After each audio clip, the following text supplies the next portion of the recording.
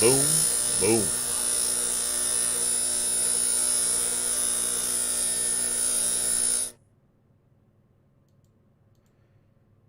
Yen, what's up, grinders out there? How you doing? It's Joe7780, and we are here. We are here with a weekend edition of What Grinds My Gears. PlayStation 5 event confirmed.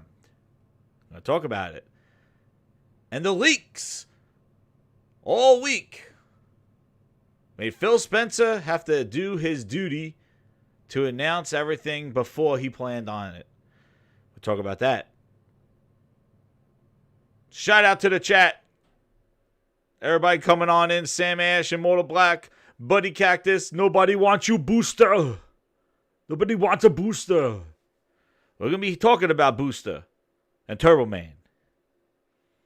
But there's a lot of things to talk about on this Saturday edition of What Grinds My Gears. So please, hit that subscribe. Hit that like button. Share it out. Get the grindhouse packed. I want people falling out of the windows. Double banger show. We are gonna go. And let's get it on. Woo!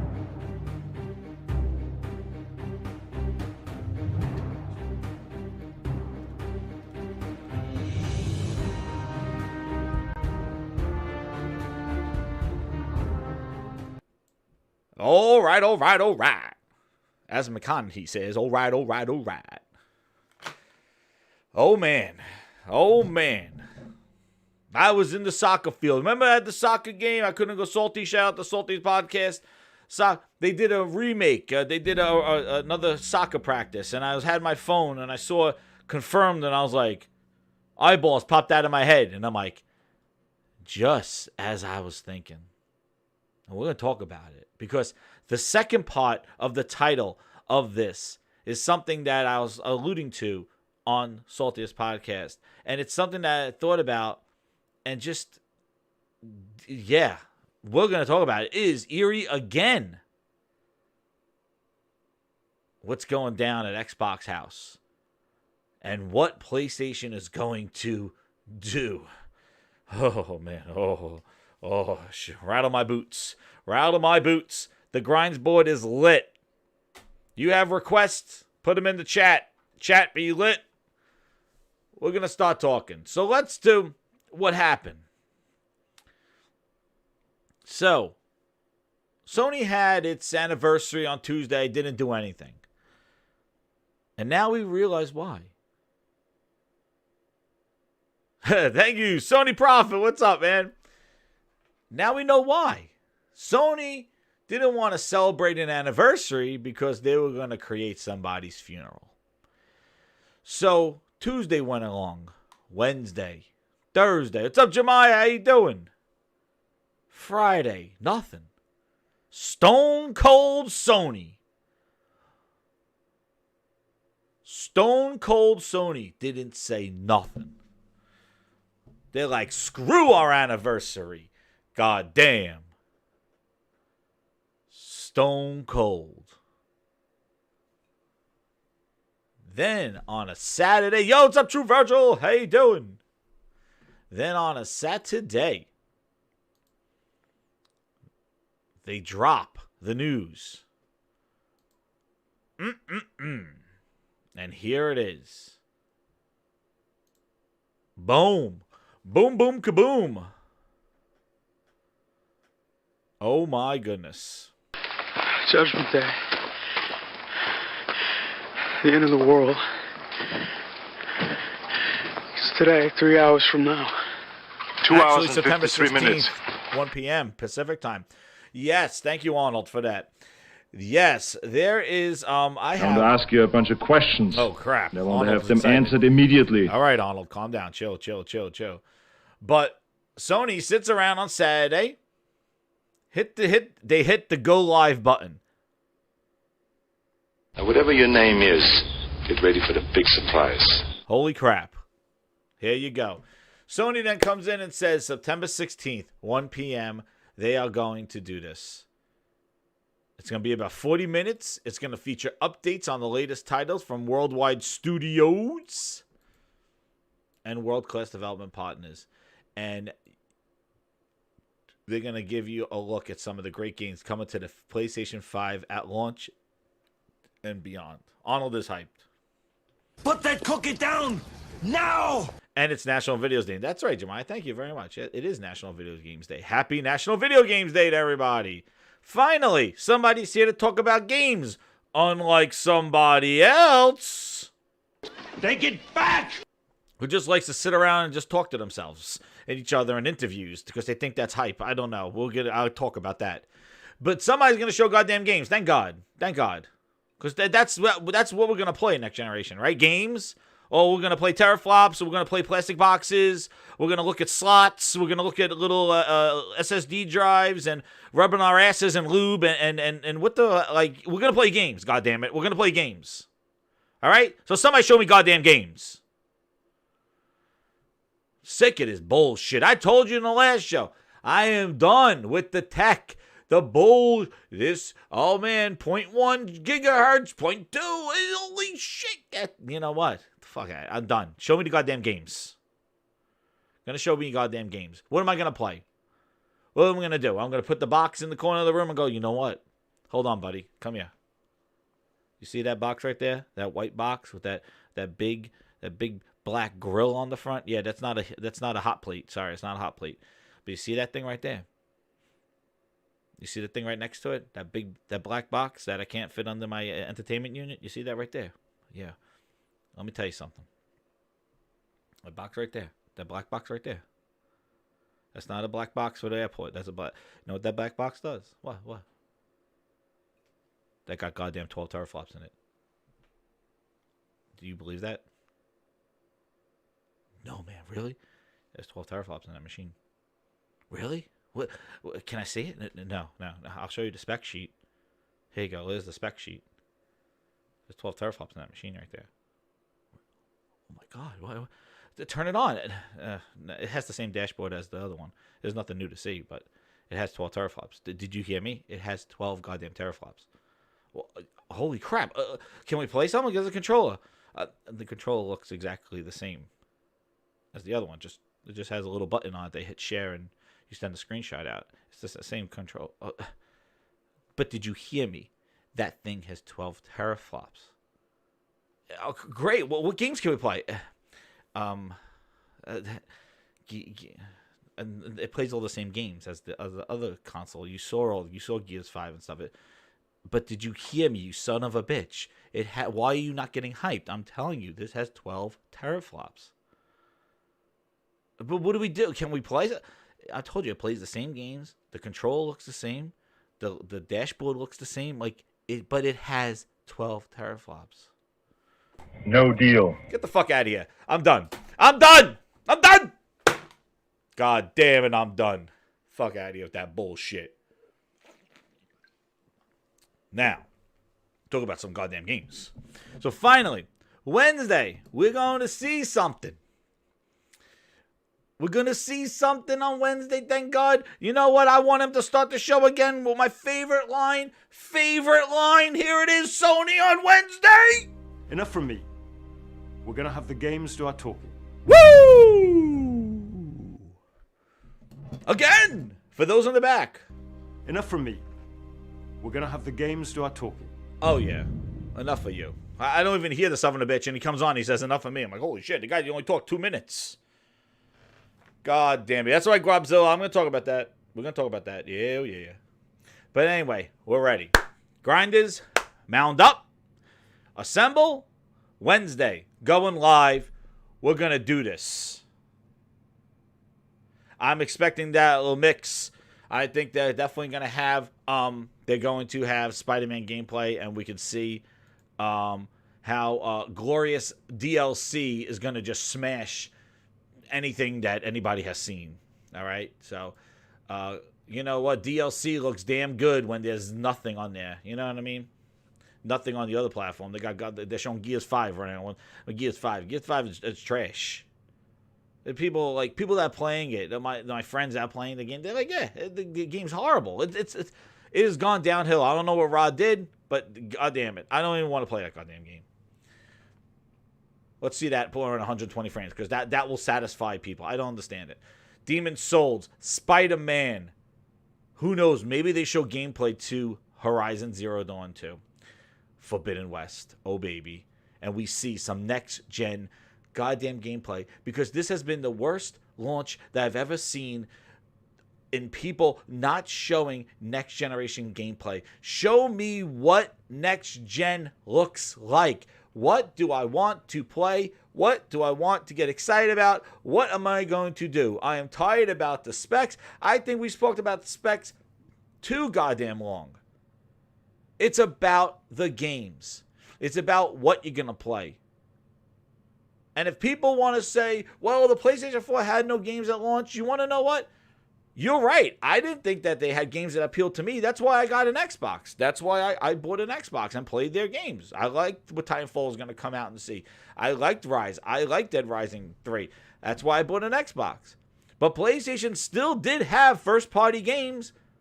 You know, they had NAC that showed the capabilities of the machine with the voxels or whatever the hell, all that other physics and stuff. And they had Killzone, which definitely looked incredible. Whether it was a great shooter, but it looked good, and it looked like something that you put in your shiny console, okay?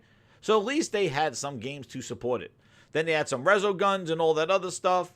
Contrast, they had the indie studio and the indie love, but they had games to demonstrate the software. They did not depend entirely on Assassin's Creeds and Maddens and all that other crap, okay? That comes out every goddamn year and said, there's our lineup. No, they didn't do that, okay? That Second Son coming out in a few months. Yes, they did. And that game looked really damn good. And that game was a full-featured game. That came out just in the February of the next year. So they had games.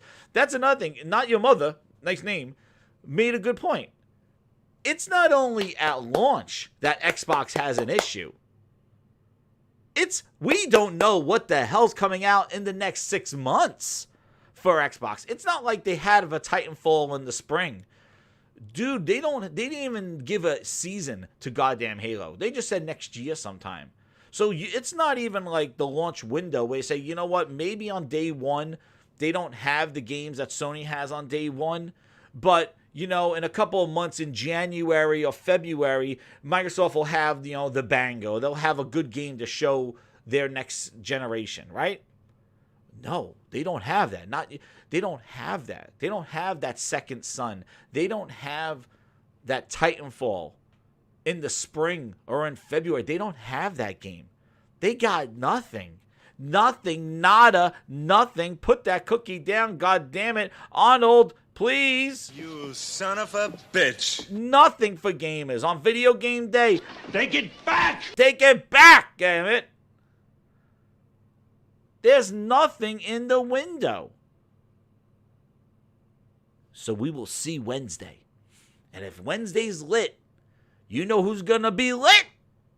This guy. Because it's coming down. I've been doing this based off of the history of what Sony has been doing and what I've been playing. And that's been getting me riled up and seeing what Xbox is doing versus what Sony's been doing. Wednesday is the day. That's going to be price. That's going to be the games. That is going to be it. And then we're going to see everybody. Your bishop is exposed. You're going to see it all. Shout out to the 44 grinders in here. Hit that like button. Share it out. We're going in. So, that event on Wednesday. So, let me just give you some of my speculation that I stated before. Paging Mr. Herman.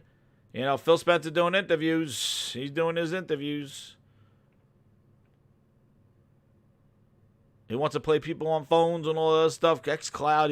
He's gonna hype up xCloud next week. Meanwhile, Sony's gonna be showing this goddamn the PlayStation 5. Oh my god, I can't even the way. Oh, blah, blah, blah. Stay on track. Grind. Stay on track. Anyway. So as I stated before, now we know the prices. So like the last show I did, we knew the price of the S, the Series S, so what it looked like. I talked about it. I talked about some things, and actually some industry. Digital Foundry actually was saying some things that I was saying. And I'll show you that. But the thing is like, we know, right? So we know that they confirmed it, and then they showed both of them, and they talked about All Access, and I already told you about All Access and what you should do. Go buy a Best Buy credit card and use that. Don't worry about financing 2 years of Game Pass when you don't even know what the hell's going to be in it. Who's going to buy 2 years of Game Pass for what? Just jump on Game Pass when there's something that you like and jump off when you don't want to pay. You'll save a lot more money than paying $360 financing it for 2 years. And if you want the console, just get a Best Buy credit card. You got to do a credit check anyway for All Access. Just do a Best Buy credit card or department store credit card and finance the console. Done. You don't need $360 worth of Game Pass. Just buy it when you want. Eat a box of Pop-Tarts and play it for a month. See if there's anything in there. You don't know what content's coming. You don't even know what first-party content is coming in the next year. You don't even know what's coming in the next year for first-party content. Why would you commit 2 years of $360? Almost more money than the console itself. $15 a month for 2 years. You're going to finance and a $300 console. You're paying more for the services than the goddamn hardware itself. Don't let them finesse you. Just go finance the console and buy what you want to buy and subscribe to Game Pass when there's things in there that you want to play. There's no reason to blanket a subscription for 2 years in a system where there's no games that you know that are coming with it. Is Fable coming next year? Probably not. Avowed? Who knows? Halo? I hope. And while you hope and pray and think and wait, where's gameplay? What's the games? You sit here and go, do I subscribe? Like, you're paying $15 a month while you wait.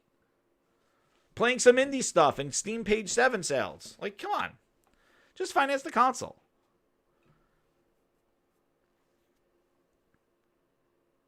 Yosero, what's up? He says, Xbox blew their load. Imagine having your secret weapon just randomly leaked like that. Microsoft had no discipline. Yeah, that's the main thing I want to talk about, too.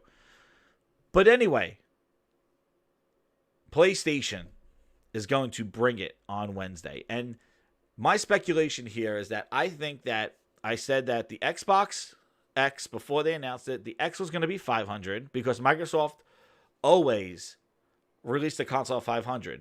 They released the One at $500. They released the Xbox One X at $500. They didn't learn their lesson because Phil got like kind of growled off the stage when he first announced $500 for the Xbox One.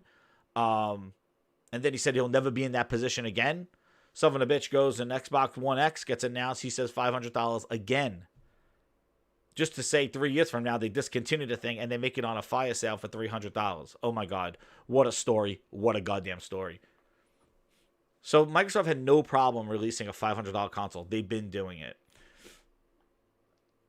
But then the thing leaked where the S was existed. And I said the S will sit at $300 because then Microsoft could say starting at $299, you could get a Series Xbox, which I don't know if people understand what a Series Xbox is going to be, but I don't know how you talk about them. They're called the Series family, the Series. You know what? People I saw on Twitter were like, oh, the nomenclature's fine. If you buy phones, then it's fine. You want to know what?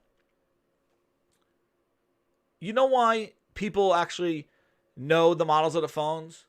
Because they actually give a shit about the product. But if somebody really doesn't give a shit about Xbox, nobody's going to take the time to learn what the hell a goddamn Series console is. But if your phone, which is your lifeblood, is the R and the S, you're going to educate yourself to know that, most likely, because you're interested in those things. You're interested in get it. The problem is that Xbox has to get interest first before people could respect the name and understand it. Apple could name their goddamn thing the iPad 57241. People will line up for it. You want to know why? Because people give a shit about Apple. And they're invested in that. They know that stuff. They want it. That's the thing. They want it, so they're going to know what they know what model do I buy. But when you just are trying to gain interest and you're trying to advertise a console that really has lost a lot of the gamer's mind share and really have just transcended the console, and then you give it some bogus ass name like that, people are just going to be like, Series who? And it is very confusing because how do you classify next gen for Xbox? Oh, the Series consoles. Who? The Xbox Series consoles. That's a next gen. That's an exclusive. It's an exclusive to the Series console. Where Sony just goes exclusive PlayStation 5. Very simple. And that's the thing. Your competition is making it simple and you're making it complicated. Yes, maybe to you it makes sense. But when your competition is being crystal clear, 4, 5, and you're like, Series S coming back after the 1X and then the 1S, and then the maybe they do a Series V and a Series X, and you're muddying the water and you're making it too confusing for somebody when your competition is making it crystal clear. You have the Switch Lite, and people said, oh, the DS did all the names. You want to know why? DS was the number one seller. People gave a shit about the DS. So when a new model came out, people were like, oh, that's the I, that's the 3. People were educated because they actually really, really cared about the product. So they would learn. Everybody, Yosero, you even go look at Digital Foundry, they stumble over it. It doesn't come off the tongue. It's very confusing. And you want to know what? It's not confusing. We will see. Okay? We will see. But already people stumble over it when they're trying to talk about it. And define next generation for Xbox. What is it? What is a next gen game? A series exclusive. Oh, okay. No, you have to say it's a Series X and a Series S game.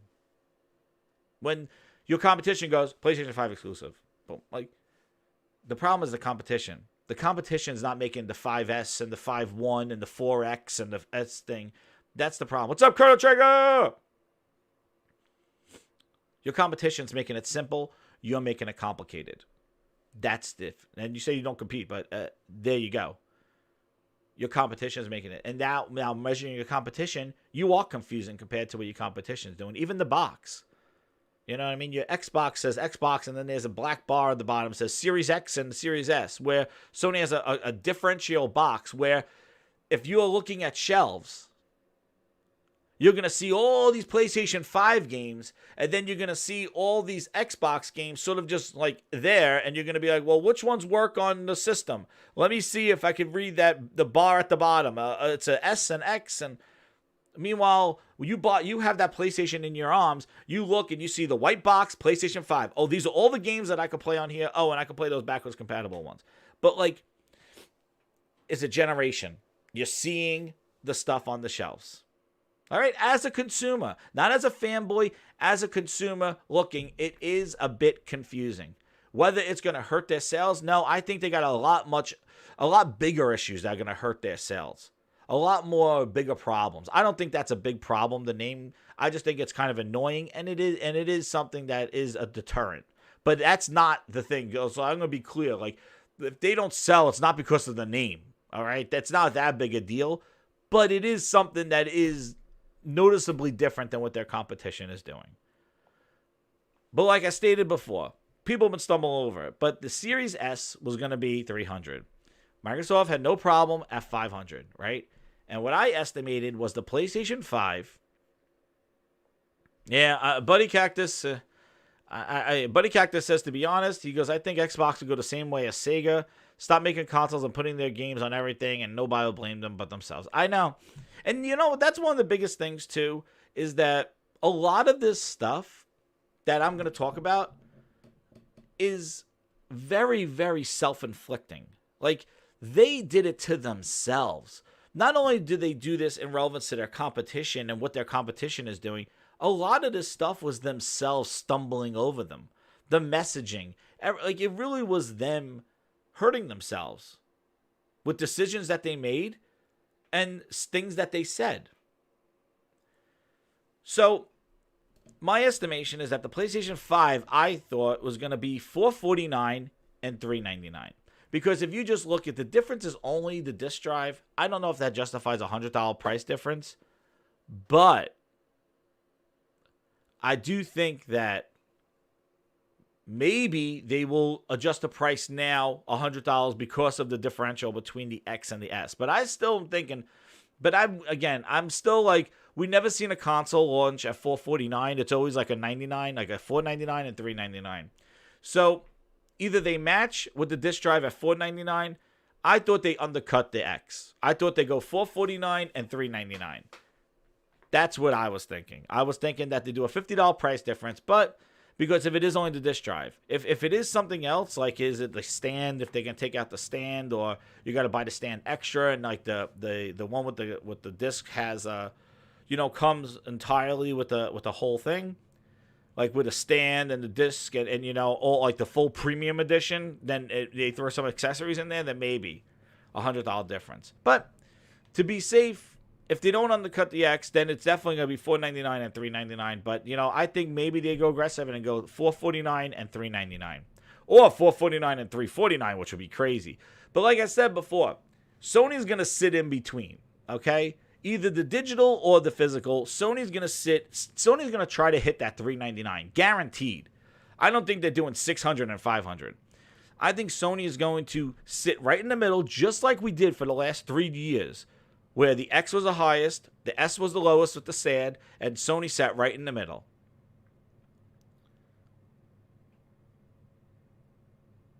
And that's right, Cyber Dragon. Hey, what's up, man? You know what? He says the majority of the new third-party games are not going to be in Game Pass or on PlayStation Now. Xbox will need to buy just like everybody else. Yeah. And I made that on the other... the stand might come in the box? Okay, so it's coming in the box, Sam Ash, for both of them? If it comes in for both of them, then it might be a $50 price difference then. I don't know. Maybe $100. See, maybe they do the $100 to try to push the digital one more. Make it like, because if it's $50, I think people are gonna spend the $50 and get the disc. But if it's $100, people will probably go with the lower one. Oh. Yeah, I don't know, $349. I've been still saying I think they're gonna hit $449. I think they're gonna do $449 and $399. That was my initial prediction. So I'll keep at it, even though I don't think consoles will launch at $449, but I think they might undercut the X. But if they don't, they'll undercut it with the digital one. But I think Sony's definitely price conscious. I always said this, and I said that they have released a $399 console. The Pro is $399. The Pro was $399, and the PlayStation 4 was $399. So I think Sony built this console in mind to try to hit a $399 price point. That's holy crap. Frogs, what's up, man? He says Sony $399, $299. Holy shit. Another one. And that would be crazy. I can't. And another one. Yeah. I don't know, man. $299, that will kill the S. But I see, the thing is like, I don't think.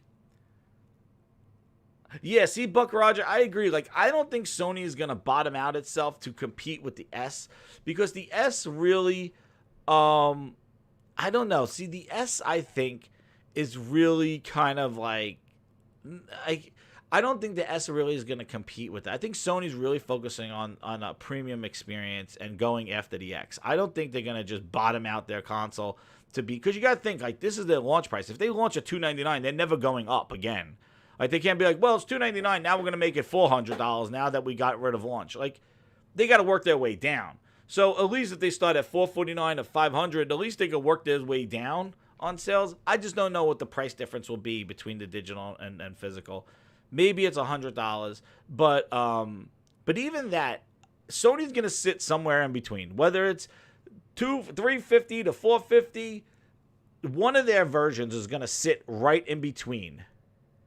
Hey, thank you, over 70 people. Oh my god, hey Salty, what's up? Hit that like button.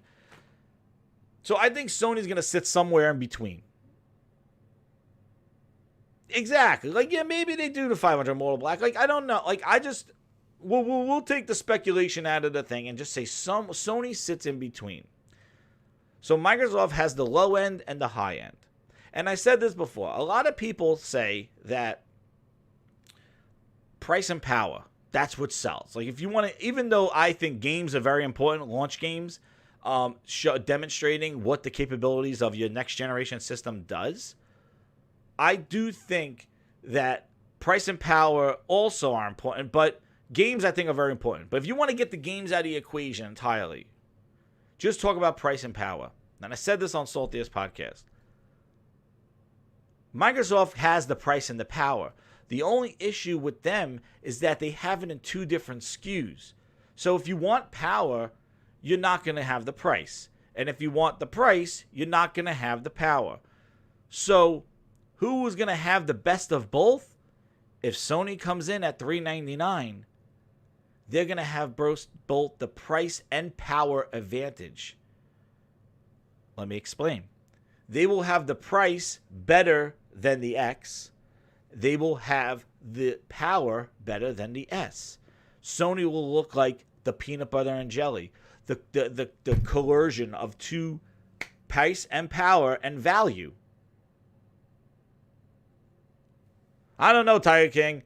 That's Nintendo has their own thing though. Like the Switch sold at $300, and look at the power of that goddamn thing, because it had the games. But no, I agree. Price does impact. Price is in fact. But let me tell you this: if you're a customer and you want to, and you're so price conscious, right? And I walk into a store and I go, I want the cheapest console, right? Well, $299 is not cheap when you have an Xbox One S sitting there for $199 or $99, or a PlayStation 4 sitting there for $199. Plus, you have a whole generation of games to play that are on sale. In addition, you have a disc. And that brings up a good point, because I brought this up on the last show. And where is it?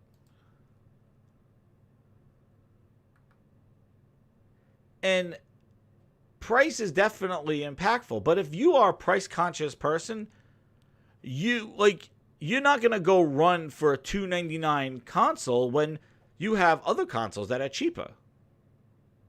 Now, if you I want next gen and I want to go cheap, then a $299 is there. But if you're just price conscious and you want to get a gaming console for your kid, you got to remember, you still have a 1S that's still being made, and you still have PlayStation 4s and PlayStation 4 Pros sitting there on shelves that are going to be lower than $300 coming this holiday. So as a price conscious person, $299 is not necessarily I'm going to buy this. Maybe for somebody who wants to be cheap. So that's where you got to look for somebody who wants to be in next gen and even knows that these consoles are coming out, who wants a next gen console, but also wants to go cheap. The other thing is in Xbox's case, what can you play only on the Series S and X exclusively that you can't play already on there? You're not going to buy a $299 console for Fortnite. Hey, my son wants to play Fortnite. What system plays it? All of them? Oh, Dad, I want the new Xbox One S. Why?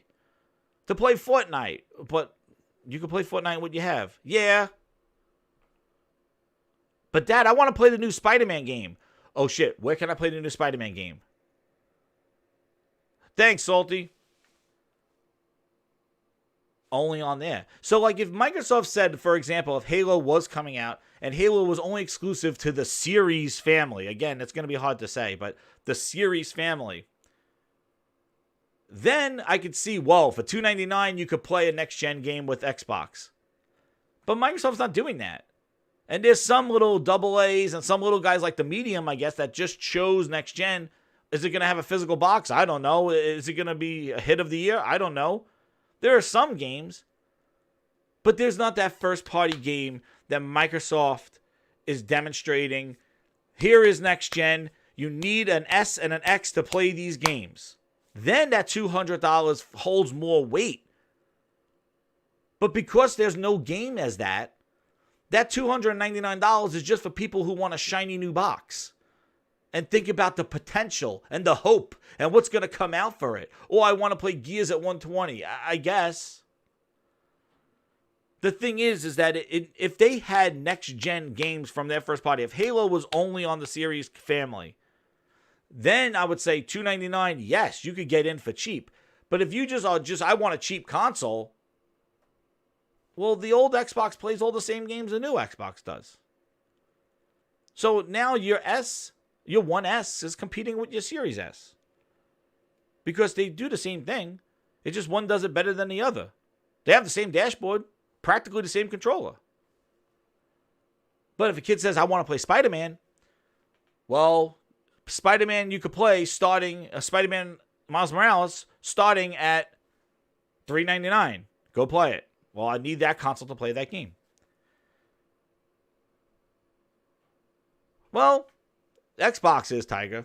Xbox is pretty much future hope because you all those games we didn't even see gameplay of them. Like those games, we don't know when they're coming out. It is hope. What is Avowed going to look like? And what's it going to look like in a service model? What's Fable going to be? Is it going to be episodic? Or is it going to be a 200-hour game day one? Or is it going to be sent in pieces? Or is it going to be games as a service? Is it going to have microtransactions? I don't know. We have a lot of questions with Xbox because of their Game Pass and the decisions that they made. It is a lot of hopes and dreams for Xbox. And in addition, it's in addition to the 3 years of hopes and dreams that we just passed. But the PlayStation's showing games right now that we're going to be playing this holiday. Nonetheless, we just played great games 2 months ago. So we're in it right now. There's no hopes and dreams for PlayStation. We're doing it right now. It's happening right now. And it's going to happen this holiday. And it's going to happen next year with Horizon. There's no praying. There's no like, oh my God, what's Horizon going to look like? Like, what's Horizon going to be in a service model? We don't have to worry about that. But Xbox has a big question mark on it. Nonetheless, it is a wait and see for Xbox. It has been for the last 3 years. And actually, that brings me right into, first off, before I get into what I wanted to talk about, what I said before, we were going to talk about price, right? Price is very important. Well, John Linneman from Digital Foundry said the same exact thing that I was saying. If you have somebody who's very price conscious and they're like, oh, that $299 console is going to fly off the shelves because it's the cheapest console, right? Hey, what's up, Blue? How you doing? Oh my God, almost 80 people. Yo, hit the like button, share it out, Saturday edition! Hit the beat with the horns!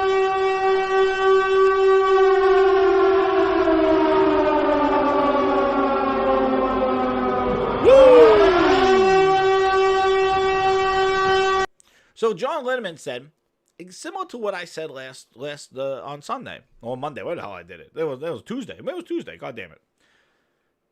John Linneman said, I have to wonder if the low-end TV crowd is okay with giving up discs and the ability to trade in their games and or buy them super cheap on sale.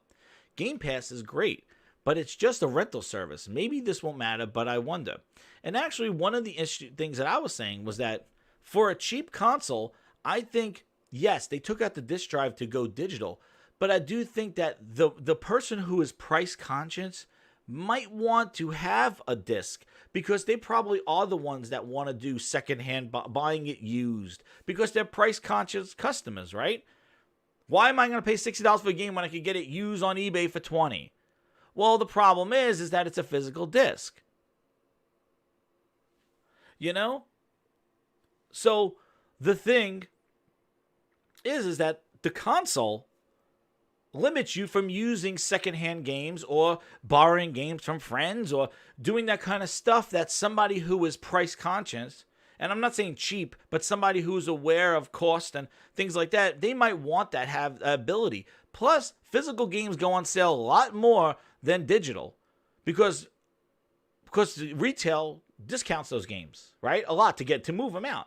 So maybe a person who is looking for they might be looking for a PlayStation 4 instead, or an Xbox One S. So maybe they want that kind of flexibility because they're price conscious. I want to do this cheap. I don't want to spend a lot of money. My son borrows the games from his friends. Well, you're locking yourself into an all digital platform where you're going to pay whatever Microsoft Store tells you you're going to pay. So the $299 console, while it is price conscious and for the cheap customer is losing a capability that somebody who is price conscious might want. In addition, and then I said that, and Linneman just said that, and somebody tagged me in it. Shout out to them, like, you know, that's exactly what I was saying. But the interesting is, Pixie, breathtaking. Yo, the interesting thing is that I think the S, it's great at $299, but I do think that a 1440p console or remember, that's the target. So we might be looking at 900p remastered again. Like the S might be that. But the thing is, because they were even saying, like, in Digital Foundry's video, and I really encourage everybody to go watch it, because they were saying that, that Epic demo that was running on the PlayStation 5 was running in 1440p. And what will that look like if that's running on a Series S? Are they going to drop the resolution to 900p and drop all the features and all and all the lighting and the textures and stuff like they're going to drop and that brings me to the other point is that a lot of developers after the S was revealed and the X after they had their day on Tuesday have been coming out and really not liking the whole RAM situation here with the Xbox X and the S. And a shout out to Optimus Code. He did a video. It's a lot of them are kind of like they're just not. They don't like that they are restricted, and I think the RAM is one of the biggest issues, a bottleneck, and the GPU. Like if you look, like you're talking about 52 CUs at 1.8. 20 CUs at 1.5. Like, it's low to get that price low. And trying to push a 1440p 60 frames per second console in a 4K world, the thing is like, it's hard. And Sam Ash, that was from their thing, and they said that. Sam Ash says, Microsoft said the One X upgrades won't happen on the Series S. And if you recall on my last show, what I said is that I'm really interested to see how the X, even though they took the X off of shelves. Hey, what's up, J-Cat? Even though they took the X off of shelves, I want to see what the X versus the Series S looks like. And from Digital Foundry, they're saying that the X is actually more powerful, has more GPU power than the Series S, and also has more RAM. And to Sam Ash's point, it's not going to run the 1X versions of the games with the 4K textures. It's not going to be a 4K powerhouse. It's going to be a 1440p, maybe 1080p machine. And you want to know what the message is, unfortunately, it's going to be? Is that the Series S is going to be, why is this so cheap at $299, Mr. Best Buy? And Best Buy's going to be like, it doesn't do 4K. Oh, okay, that's why. The message is going to be, it's not a 4K console. And unfortunately, what is every goddamn TV that's in the store right now? Everything is 4K. It's hard to find it. You can find it. The S belongs in the PC section. That's where it belongs, next to the monitors. The 1080p monitors and the 1440p monitors, that's where the S belongs. It does not belong in where the TVs are. But consoles are associated with TVs, not PCs. So the issue is that, yes, it's updated RAM and it's updated GPUs, but actually the power of the system, they were saying, is less than the X. And that Microsoft confirmed that the X 4K enhancements and all that other stuff is not going to work on the Series S. So really, you're kind of you're getting newer stuff, but it's weaker than the old stuff. And the X seems like a better thing, but it doesn't have the speed and the SSD and all that other stuff. So you're taking there. And I'm really interested to see what the capabilities, because this is all spec bullshit. I want to see what these games look like. And if you could pull up these games now, and they might, and I was telling this to Frogs, the Series S, I think, will survive, in the year or so. But once devs start pulling away from last generation and start making games for Series X and for PlayStation 5 specifically, I think the S is going to be the Achilles heel. It's going to be the appendix here. And I do think it's going to get, it's going to be like the new 900p console. And I think that's going to, it's going to be unfortunate. And what I said on Saltiest podcast too was that I think with the dichotomy between the X and the S, if you were going to make a game as a developer, I'm thinking since Sony has the one-stop solution, just a PlayStation 5, and not this power differential, developers might be more favorable to develop for a PlayStation 5 first, yielding possibly more exclusives, more deals, giving Sony even more leverage that it already has, because the PlayStation 5 is that one-stop shop. Whereas if I want to say, well, I want to put my game on Xbox, I got to now deal with the two configurations. That's even if I don't want to put it on PC. I still got to deal with this differential. Yes, they have the same CPU. That's great, but you know, a lot of these devs, and you know, you could go look all over the place. You know, one of the things here was the Infinity War dev. Like, you know, here they were saying here. Now, these are big third-party guys. These are not guys making a Dolphin game bullshit. These are guys, like, these are people who are making games. And he goes, I can't something about the fact that they're releasing a lower spec console that will serve as a bottleneck. Granted, transition into next gen is always bottlenecked by last gen for a while. See, what I said is that I think in the first year it'll be okay. But I think once they try to start leaving last gen away, it's going to be tough. And I wouldn't be surprised if Microsoft already knows that, and they might have another console in the works. Like, I'm thinking that next. You got to think. By the time I'm thinking, hear this. You're going to get this raw, uncut. Here it is. Ready? I guarantee you, 2 years from now, or maybe even next E3, Phil Ness, goddamn Spencer, will start alluding to another console. One that takes the Series S and makes it like the Series S2. They know this. They know that devs are not really happy with this. They know it's going to be a bottleneck maybe 2 years from now when they start moving on. This is more of a transition console. They will drop this and give you the Series S2 or maybe the V. But the V looks like it's an X without a disk drive. They'll give you that too. But I think they'll give you the Series S squared or some bullshit like that. 2 years from now, he will start talking about, yes, the Series S at $299. We're going to give you another, and there will be another $299 console in another 2 years. Because that's all they do is keep releasing iterative hardware that's updated. That's all they're going to do. And they're doing the cell phone model. Why do you think it's a 2-year all access? Because guess what? Once you pay off that 2 years, now really remember they had the upgrade thing for 18 months? After 18 payments, then you could upgrade to the next gen console? God damn it. Do you see what I see? Grinders, do you see this? This just came to me like the rays of light have just shined down on me, and I see the future. I see the future. I'm trying to use the phone! I see it. You go into Xbox All Access. Sign up 2 years for this.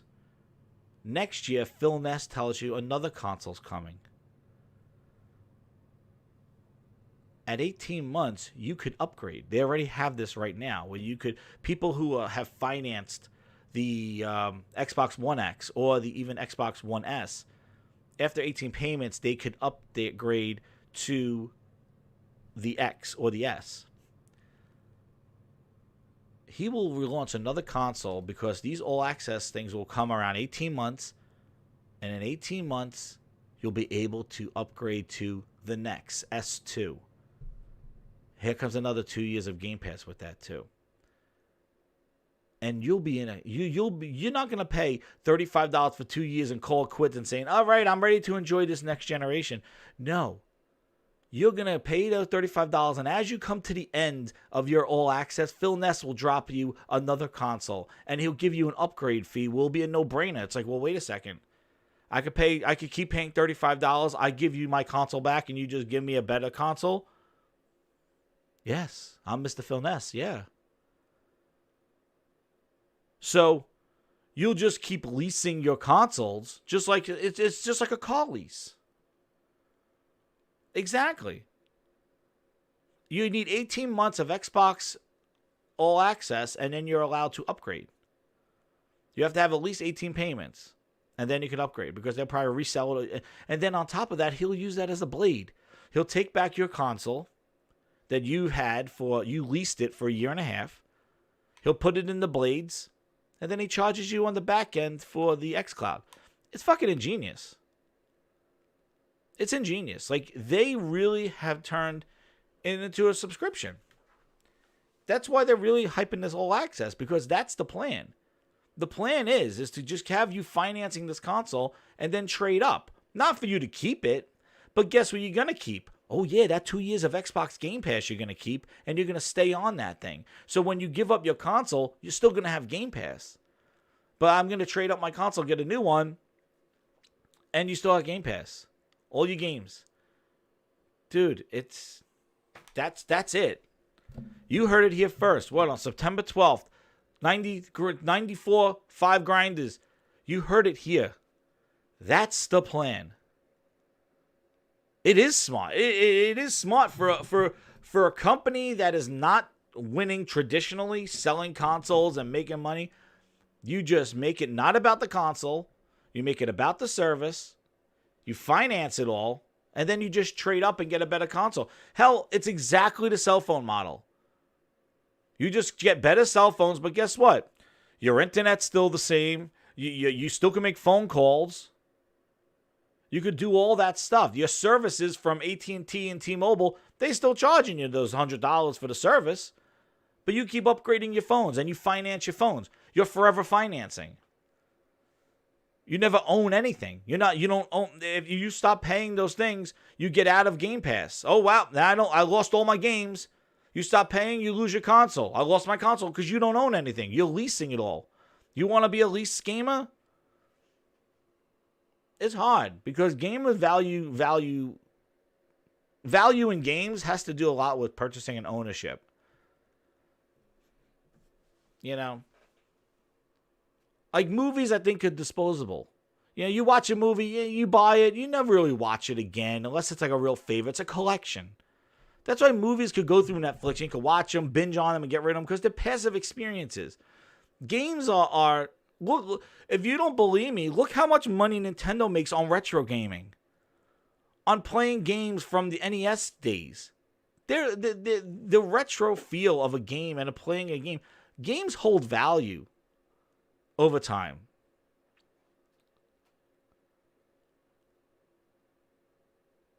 They do. Like, games hold value. And you know, they're making so much money selling old-ass games. Yeah, but Tiger King, I already told you the option. If you really want the console, you could finance the console without the service. That's my point. You know, you need $360 worth of Game Pass with your $300 console. Why don't you just finance the console for 2 years with a Best Buy credit card for 18 months? And then you could buy Game Pass when you want. You could buy games when you want. You're not committed to a 2-year subscription. You know? But Merc, I gotta say one thing. Shout out to Merc305. Yeah, I understand like the digital games you really don't own. But god damn it, Game Pass games you really don't own. Because they tell you when you can play and when you can't play them. You know that? Like, it's in the service, you could play it. If it's out of the service, you can't play it. Best Buy credit card has interest if you miss a payment. Which I am sure the fine print of this Xbox All Access, if you miss a payment, I am sure they're going to slap on some interest. But Best Buy credit card usually has no interest financing. I do it all the time. $199 purchases above, 6 months no interest financing. $299 purchases, 18 months no interest financing. You get a Best Buy credit card, they have no financing promote. That's the only reason why I have a Best Buy credit card is for the no finance, no interest. Financing, no interest. That's how I buy everything. That's how I buy everything. That's how I buy furniture. That's how you buy electronics. That's how I buy cameras. That's how I buy everything. You buy their credit card and use their no interest financing. You always ask. And actually, you want me to tell you another little thing?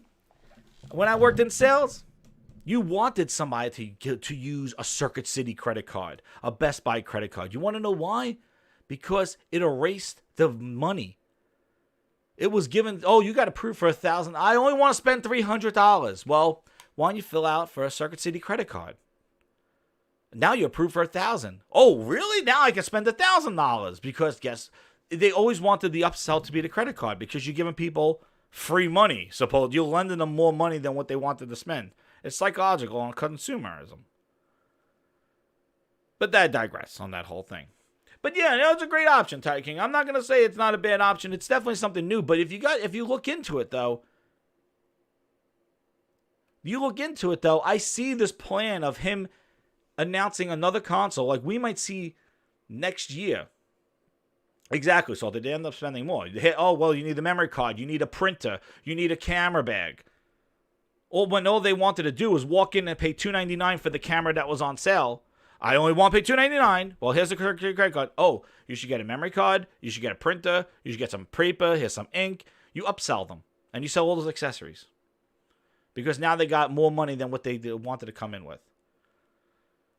But that's just sales. That's not the same thing. Joe is watching the leaks. Yeah, I'm digressing on this whole sale thing. But it struck my mind is this whole thing where I'm sure maybe next year they'll announce another console that probably will address some of these concerns of these devs. Where this console, see, we're looking at it right now, is that what we're looking at right now, shout out to over 95 people. Holy crap. You guys are awesome. Jesus. Amazing, guy. I'm starstruck. I'm struck. I gotta hit me with the horns. With all these people in here. Can we get over 100?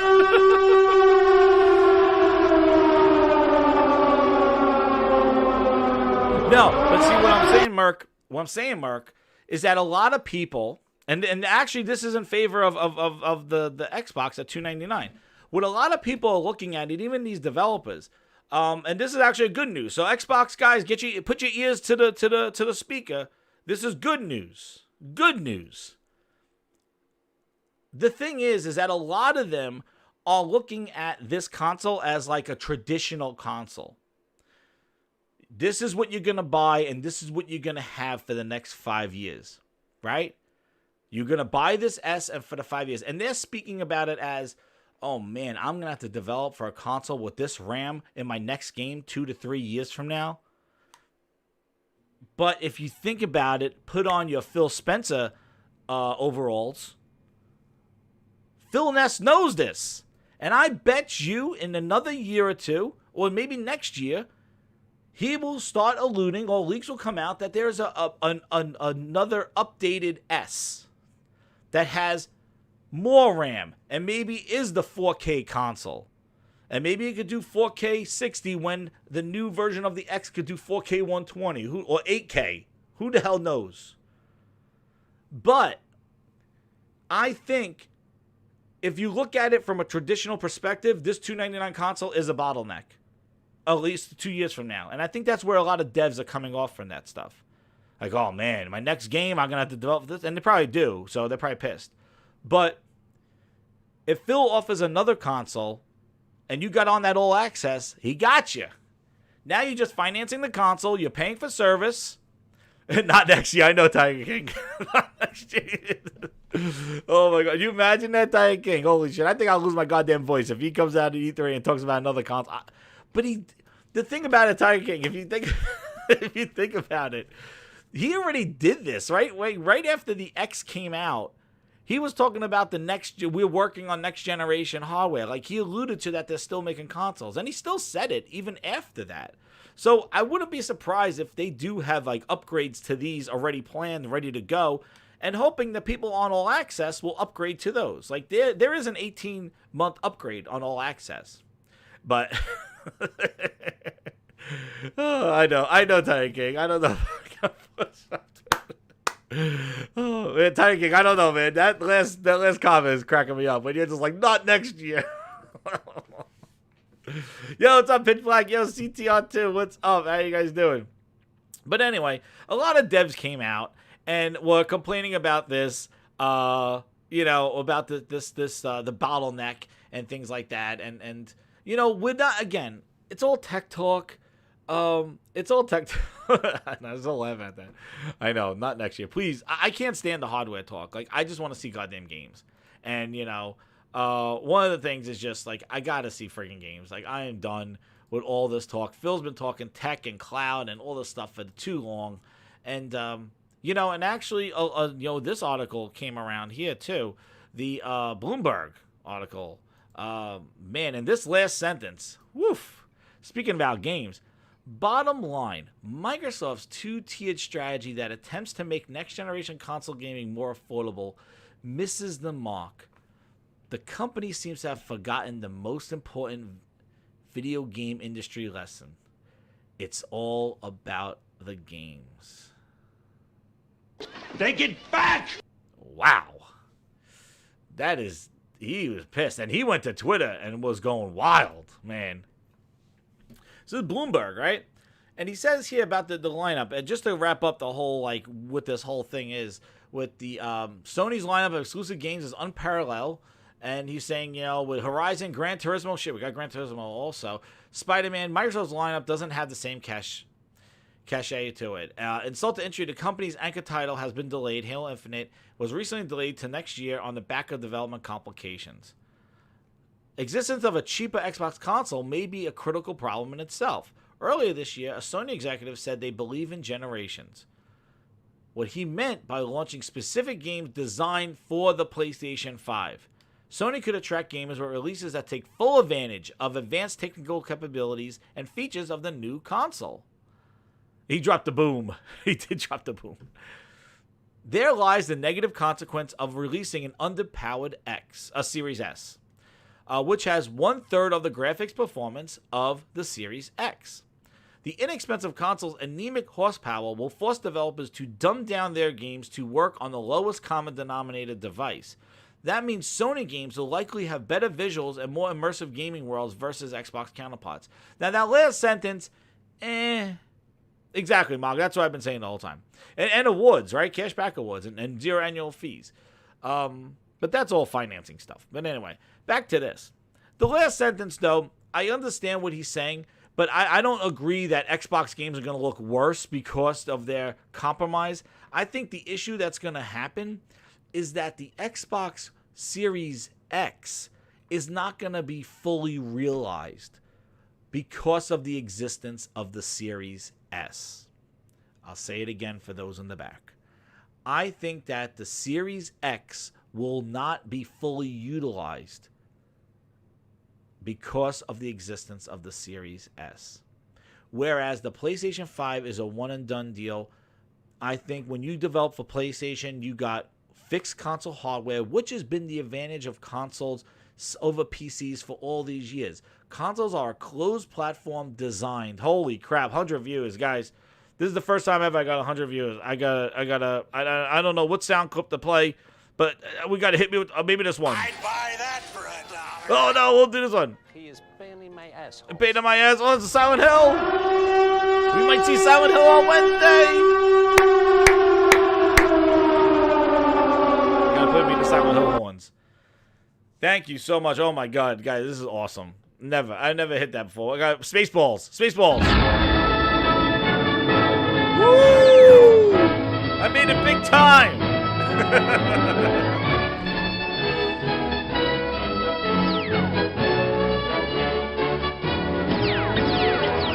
And may the Schwartz be with you.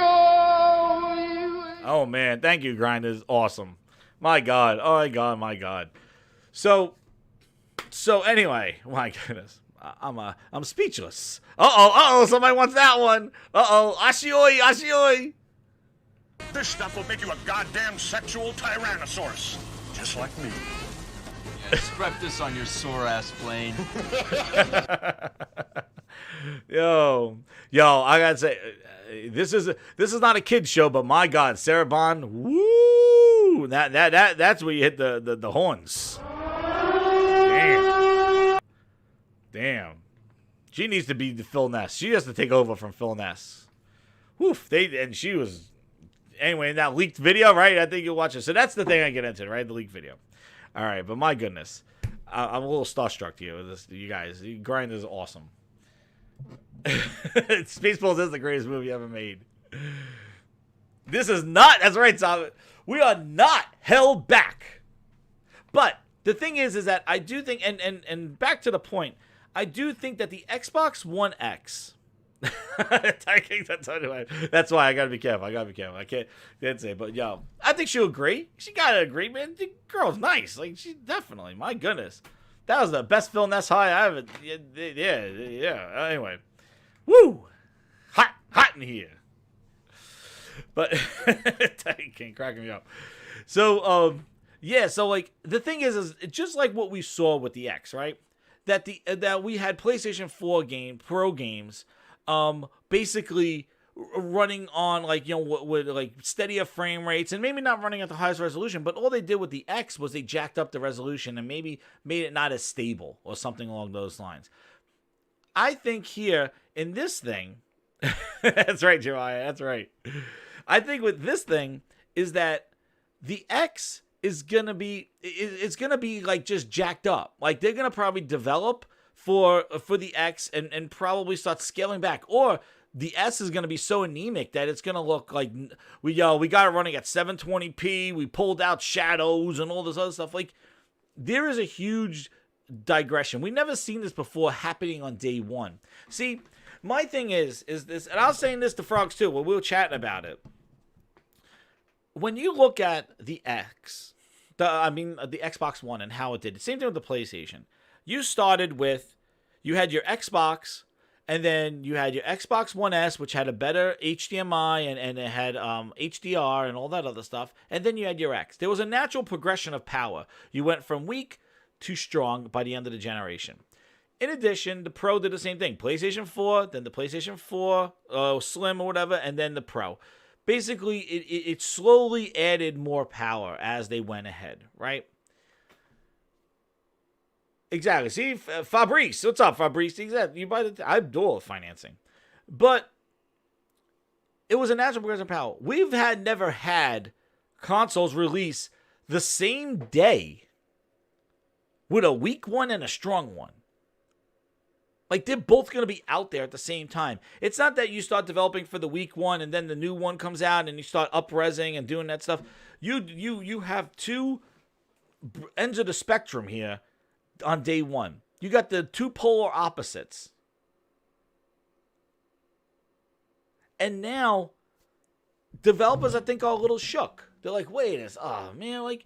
And I think that they'll do it, and games will run, and Digital Foundry is going to show us, and you know, but I do think that it does give the little bit development edge or the development favoritism to the PlayStation. Not only the PlayStation, the better seller with the PlayStation 4, that they have a lot of developer mindshare, but also one SKU with the disc and without a disc. You know, and I do think that it might waver more developers to develop for PlayStation 5 first, and then to the Xbox, and they might lose some exclusives or timed exclusivity because of this dichotomy between the two of them. It's only speculation, but from hearing what developers have been saying about the RAM and seeing this, yeah, guys, hit that like button. Let's get those likes up. Can't believe over 100 people. It's crazy, but like, it might put more leverage onto the PlayStation. And if you remember, like, if we looked at 2013, developers, indie devs, and all that other stuff really went towards the PlayStation because it was, like, developer friendly. And Xbox didn't even have an indie program. And they had to do the ID at Xbox. And it's all speculation. It is. And even, you're right, Ravenflow, it's even speculation with the devs. But they're just seeing the specs and seeing this and thinking that it is a bottleneck. And you know what? They have every right because they do develop for consoles, so they would notify this. And it's very interesting that they're so vocal about it. That's what's very interesting about it. Like, you would think that this would be kind of like a Jason Schreier underneath the thing. But another thing that came up, and this was interesting, the last point I want to make about the dev thing was, where is that one? This was really interesting because there was actually a Jason Schreier article about last year saying how, you know, devs are really not enjoying the dichotomy between the two of these power, like the existence of this S. And here's another thing I want to just get into here. And then I'm going to get into the last point. You know, oh my God, these memes are hilarious. Hear this. Ready? Here is what I have heard, and some other people have actually heard very similar things. First off, when you tell a developer to build a game for a next generation console, and there are two options, let's just say Lockhart and Anaconda, what you do is you build to make sure that it's going to run well on Lockhart and then scale it up to work well on Anaconda, because it's easier to scale up than it is to scale down. And so Microsoft was getting a lot of feedback from developers who have access to this information in the dev kits saying, hey, we're going to build for Lockhart, and then we'll just scale it up, and hopefully it looks good, and hopefully it runs well, and all that good stuff at 4K. And that is not what Microsoft wanted to hear. They wanted to hear, right, that you're going to have these great 1080p experiences and the great 4K, and developers like, look, we have limited resources, we're going to build for the low end, and then scale it up because we know it will work on the high end. And that is not what Microsoft wants to hear going into the next generation early days. That being said, here is what... So this was last year. This is when Lockhart and Ancon, this was before the X was announced in December. This was last year, like a year ago at this time. So they were complaining back then about it. And what they're saying about the scaling up and all that other stuff. So, like, again, we always debate about scale up or scale down. They're going to have to make sure that it works for the lowest common denominator. So you cannot make a game that has open world and streaming all this other stuff and incredible visuals, the 12 teraflops and all this other stuff, and then say, oh, and yeah, try to make that work on the S. Take away all the no, design. Just like Optimus Code says, design. You got to design it based off of the limitations of the S. Then you got to scale it up. You can be like, I want streaming worlds. I want 50 people on screen. And it's like, dude, yeah, that's not going to work on the S. Like, so it's easier to say, well, put 10 people on screen and make them look extra sharp on the X. Yeah, scale up, right? And that's what he's saying. And see, Microsoft's not happy with that because Microsoft wants Xbox to be PC. PC is not generational. And Optimus Code says this again. Shout out to him again. PC is not generational. But Microsoft wants the console and developers to be just like PC. They want to say, oh, that game could look the best like on the low-end card and the high-end card. The problem is that they're closed systems. And console development hasn't been like that. So I don't know if Microsoft's going to be able to change the console development mindshare, but especially when their competition is the dominant console seller, like maybe if Microsoft was the console lead and they kind of did this, I think maybe devs would probably be more flexible. But because they got so destroyed and PlayStation and even the Switch per se are really selling consoles, Microsoft's leverage in the console space is pretty limited. And for them to try to create this like new kind of way of thinking with like, here's a week and a low, like it's kind of hard to push the narrative when you're not really leading the race. You know, they were able to do a lot of kind of stuff with Xbox Live at the 360 age because they were the lead platform. When they said we're adding arcade games, we're doing this with Live, like they couldn't evolve the online space because they were the lead. But it's kind of hard to do this, to try to change developers who are trying to put a game out there on a 120 thing console, 120 million sold console. It's hard to do that, But people have been complaining about it and stuff. And developers, again, it's all speculation. We will see what happens. Digital Foundry is going to be chomping at the bit to do this. The X more powerful than the Series S and all this other stuff. But we will see when this comes out. All I know is now we know price. We know that we got the high end and the low end. And Sony, I feel, whether it's $449 or $349, or as Frog says, $299 or $499, I do think that one of those PlayStation SKUs is going to be sitting at $399. If Sony doesn't do that, and Sony's like super pompous and be like, yo, what's up, Jay Barry? How you doing, man? Speak from the heart. Woo! That's right. Check out Jay Barry, man. He has an awesome show. Listen to that thing, man. It's awesome. But the thing is that if Sony says, well, we're pompous and we're going to go 600 and 500, then you know what? That X, that S, and S, like they look like a better deal. Because Sony just outprices themselves. But if Sony falls in, yo, what's up, Gaming with Persona? How you doing? If Sony falls in the middle, in between these two consoles, Sony's going to have both the price and the performance. And the value. And that's where price and performance, like I said before, Sony has it in one console, where Microsoft has the price on the low end and the performance on the high end. Unfortunately, they're two different devices. And you want to have both. Your cake and eat it too, right? Just like we want services and we want great games. Sony gives you that. Oh, we want VR. Sony gives you that. You have that stuff. Like, that's the thing. Like, Sony is the one-stop shop at giving you all the options that you want, especially when it's got the games. Microsoft is doing a good job. You know, I do think they're doing a good job with Game Pass and all that other stuff, but I think they went full Game Pass, you know, and I think they should have balanced it out. They're going very fast, rushing. And I even think this too. I think that the X and the S coming out at the same day is kind of like them just ripping, like just going like, yo, we were going to do this over 2 years. Like, the X really was going to be the evolve of the S. And we want to do the X in 2 years, but you know what? We're front-loading everything. Put it all up front. And you know what? I don't know. Are they trying to rush the generation? Are they really trying to rush xCloud? They're rushing a lot of stuff. And it's panicking. You know, it's similar to like when they went out and just went to buy Shroud and Ninja and all that other stuff. After the Mixer was not evolving, they just went out and tried to buy big guys. And what happened to Mixer? You can't just throw money at stuff. Especially gamers. Gamers are intelligent people, all right? We might make fun and goof off, and some people might say some stupid shit, but I'm going to tell you, grinders especially, you're intelligent consumers. All of you are. If you are a gamer, you have definitely a knack for looking for an out, looking for a deal, looking for a pattern. That's the kind of mentality of a gamer, because we grew up on that. At least us old-ass people did. You know, you had to solve the game. We're smart people. Give everybody the credit. You're going to know what system is giving you the goods and what's not. That's why some of these things grind my gears, because I'm like, it is common sense.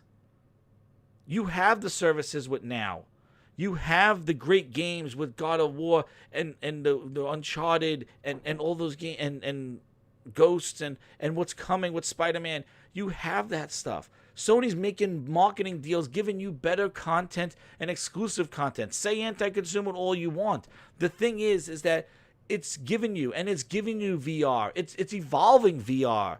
It's adding VR on Concrete Genie and Dreams. Like, it's evolving. Like, you cannot discredit what Sony has done. Now, if they want to blow it all up and say, yeah, $700, we're the best, kiss our ass, that's not good. And probably that's going to happen without competition. That's why we got to thank you for Microsoft keeping their prices relatively low, because it won't make Sony going to do $700, $800 because they could, because they're the only show in town. You know, look how much. There's only one Mario Brothers, and Nintendo can make sure he's $69.99 on a short fucking 3-month interval. There you go, because that's the only place to play him. Look at Madden without competition. Goddamn trash. But we're smart people. So that's why don't let the Phil Nest confuse you. Now, for the last part, and this is not going to be good news. Because what we're going to do, I'm going to take a little swig here of my Oktoberfest, which I recommend. Brought to you by Oktoberfest, Samuel Adams. The 103 grinders watching here. Oh my God, hit that like button. I'm going to take a swig of this episode brought to you. Anyway, I'm going to drink the beer.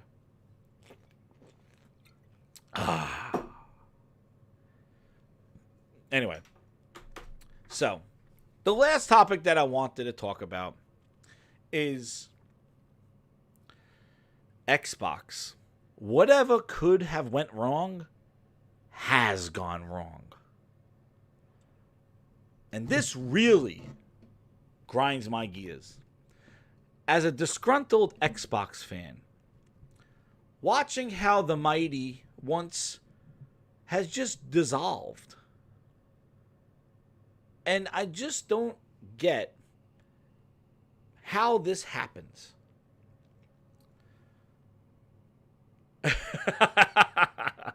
No, I did not buy a $100 $70 beer. No, I like Oktoberfest though. But how this happens. Now, if you recall, everybody was like, Microsoft's messaging, as we go into next generation, their messaging has to be, thank you very much. Thank you, Ravenflow. The messaging has to be crystal clear, right? Messaging had to be crystal clear, and Microsoft did that in December. They surprised everybody, showed the X, showed Hellblade 2, which I'm excited for because I loved Hellblade 1, and dropped off the stage. That's right, Coon, that's right. And everyone was like, whoa, oh my God, look at that thing. And then they revealed the name, which people like the Series X. But Microsoft was like, whoa, we're going to be bold, right? Boom. Then they start showing, Sony showed a logo. Okay, that's CES. Okay, show a logo. Then Microsoft showed the power. They basically, in a spec sheet really, and the breakdown. And it was confirmed when Sony did theirs. This was back in February or March. Sony said theirs was like 9 and 10, and Microsoft was 12, and the teraflop wars began, right? Everything was going good. Microsoft had the power advantage. They were going like this. Okay, good. All right? Again, we still didn't see the games. And everybody was saying, well, you got to demonstrate those 12 teraflops. You got to demonstrate that, right?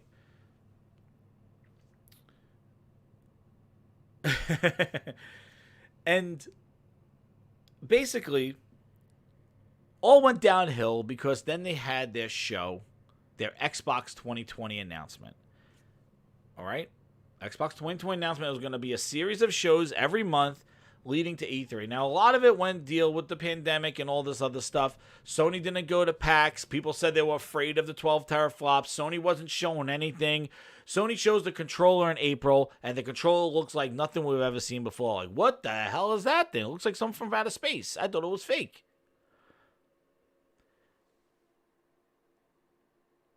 And it started trickling out. But the really shit hit the fan is when Microsoft was like, Xbox 2020, we're going to show gameplay for the Series X. First Series X gameplay. This is what everybody's been waiting for because Sony's been quiet. Now Microsoft had the teraflop advantage. They had the console out in people's hands with Digital Foundry breaking it apart with the Legos and the magnets. The messaging was good. We thought they turned over a new leaf. So they were addressing the first part that their messaging had to be crystal clear. But here comes the Xbox 2020 May showcase. Assassin's Creed's going to be there. All right, so you got a third-party game. Okay, this is only going to be third-party, no Microsoft first-party. Okay, fine. But what happened is they show Assassin's Creed. It goes in and out. No gameplay. Aaron Greenberg hyped up all the gameplay. He had to apologize. That weekend, people were like, oh, wow, next gen really doesn't look anything different. They showed CGI to that sex friggin' alien game. They showed goddamn friggin' they showed what else they showed? They showed that that other game. What was it? The shooting game. That, what the hell is it called? Not Bleeding Edge. Oh, Jesus Christ, not that game. The friggin' that first person shooter game that they showed. And then, which looked good, but it was like a PC game. A lot of PC ports from page 7 of Steam, as I said. And then Medium, which Medium looks all right. But really, but that's a sex alien game. I don't know what the hell that game is. But the thing is like, they had to apologize. Next gen didn't look too pretty. Like, yeah, it was like, okay. Now, I said this. That was worse than 2013, and go back and look. And shout out to over 114 grinders. My God, you guys are incredible. Hit that thing. My God. So, Sony comes in now, and I said this. I was like, wow, this messaging was wrong. Microsoft promised gameplay. They had to apologize. Now watch what Sony's going to do. They're going to swoop in and demonstrate gameplay and take advantage of Microsoft's missteps. And what did they do? Here's their July event, and Sony showed Spider-Man, Ratchet and Clank, gameplay. Enough from me. We're gonna have the games do our talking. And then what happened? What's this? Eating my dinner when this announcement dropped. Whoa! Infamous is infamous. It's infamous. She's looking very into the multiverse. I hear Yuri. What is going on?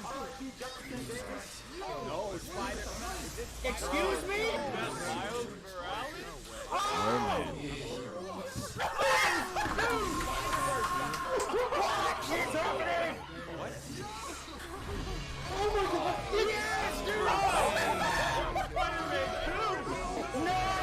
That dude was wrong.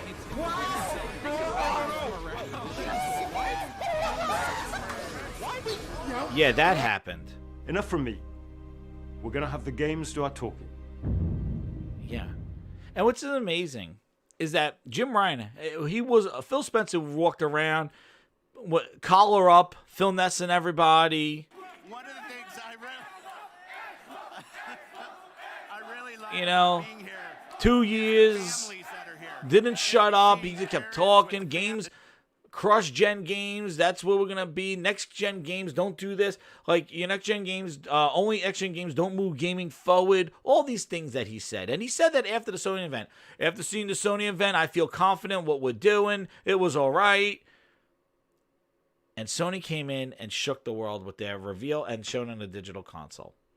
Came right in. Right after Microsoft's missteps of apologizing for next-gen gameplay. And then all eyes were on the July event. July Microsoft event had to be it.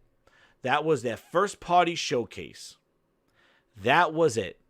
This was what we've been waiting for. For 3 years after they bought those studios, wait to next gen, everybody. Wait to next gen. All right, they're saving it for next gen. That's why last year's E3 was such trash. They just showed multiplats. They showed Bleeding Edge. He showed Halo and announced it as a launch game. Now, July show is it. All eyes are on them. The only show in town, July show. That was Sony's June show. As we got to July, it started to be at the end of July 23rd. And Phil decided to do a bunch of interviews saying dumbass shit as people were just trying to get to July. And saying things like next-gen games are not moving things forward. Holding things back is a meme created for the console war. Yeah, you could go back and watch all my grinds, my gears. Okay, he was out of whack. But he said all this stuff in advance. And then what happened was they hyped up Halo. They hyped up Halo Infinite. They get ready for Halo running on the X. Gameplay. And we got it. On July, they started with Halo. And here it is. And let's see if I could do this live for over 117 grinders. My God. Let's see if I could do this for you guys live. And what do we get out of this demo? Let's see if I do this live. Capture them. No 4K, please. This had to show. Halo had to be it. Had to be. We had a misstep. Halo had to be it. This was going to bring everybody back. Halo had to show incredible.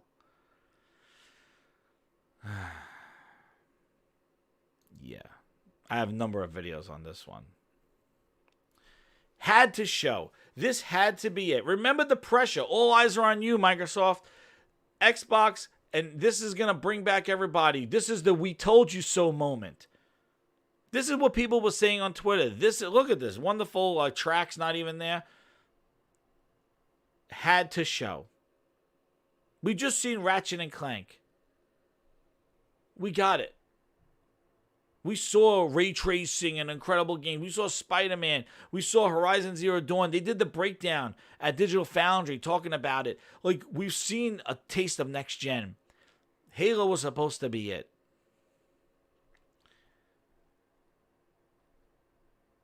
And it's an open world game. What happened to Halo 5? Look at the AI. Same old ass enemies. The Groot, the Brunts, the Groots. He's not leading him. They're just popping out. This looked like it was made in a weekend. lame ass gun, his shield. Like, this looked like, I said, this looked like a passion project that was made for somebody for Halo.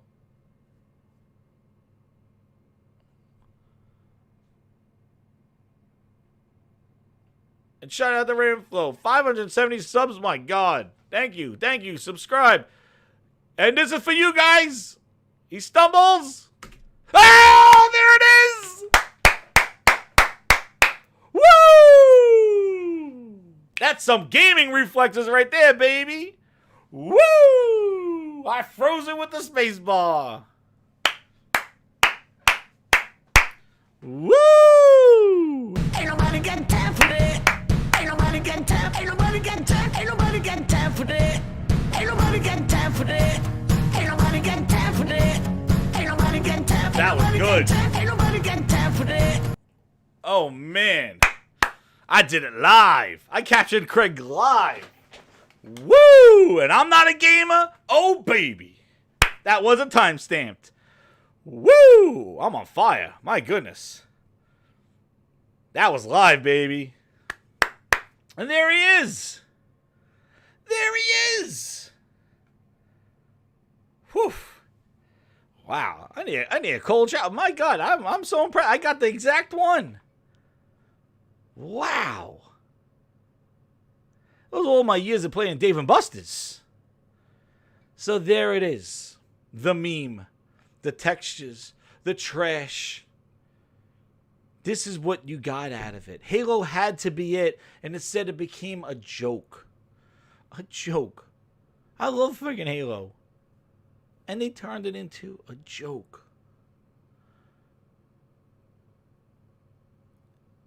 See you, Craig. They turned it into it was a joke. Let's stick this guy. Let's see what he looks like when I stick him with a grenade. Let's see. Oh my God.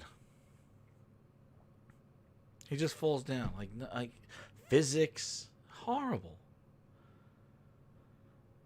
Thank you, Pitch Black. I know. I deserve a cookie. I deserve a cookie for that one, right?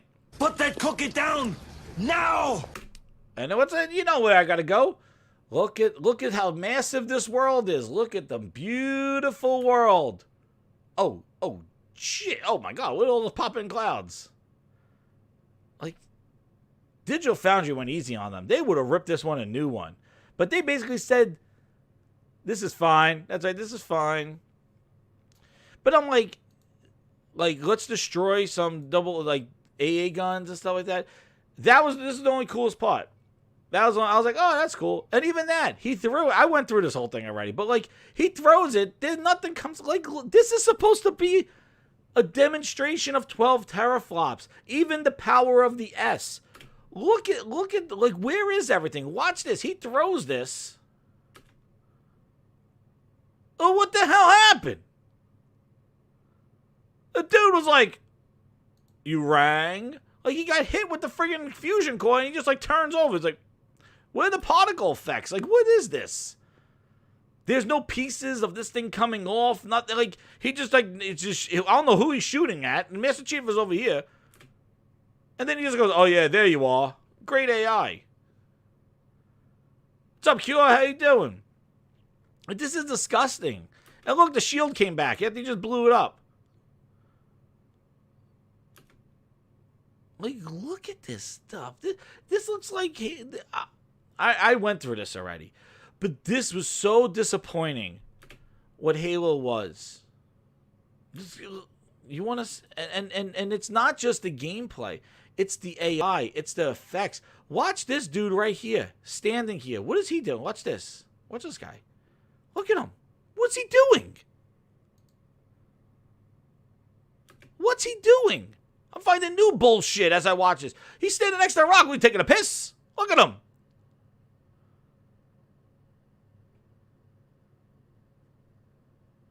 What the hell?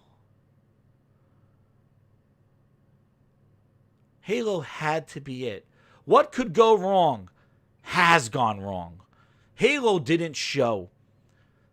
Messaging was bad with next generation gameplay.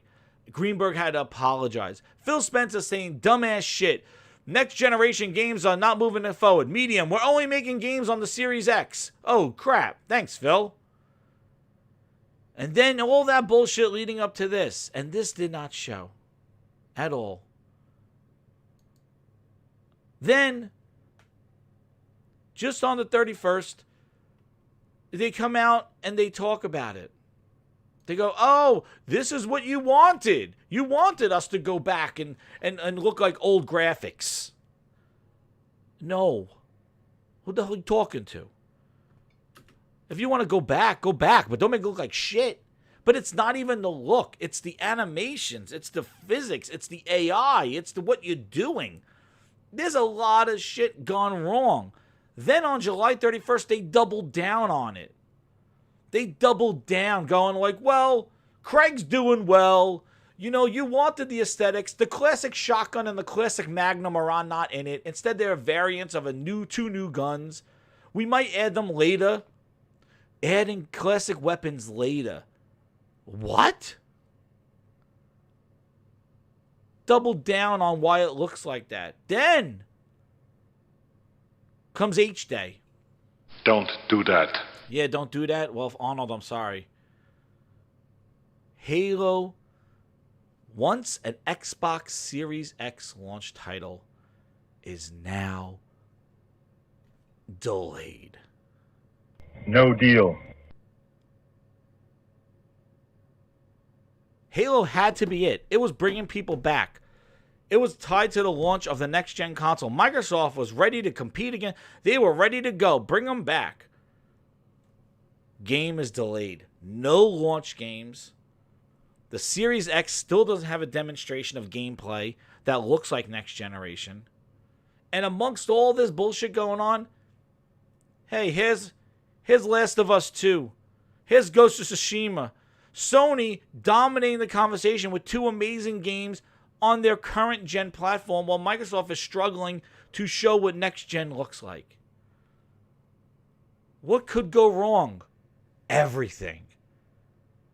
So now we come to this week in the episode of what can go wrong.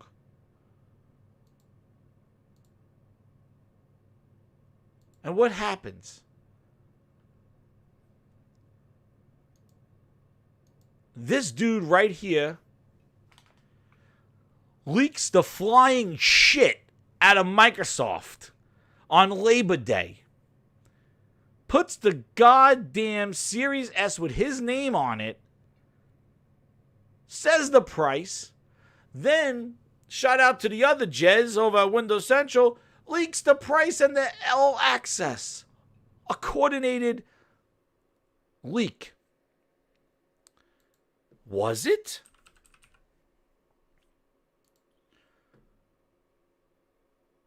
Was it? No, it wasn't. They had to announce it the day after.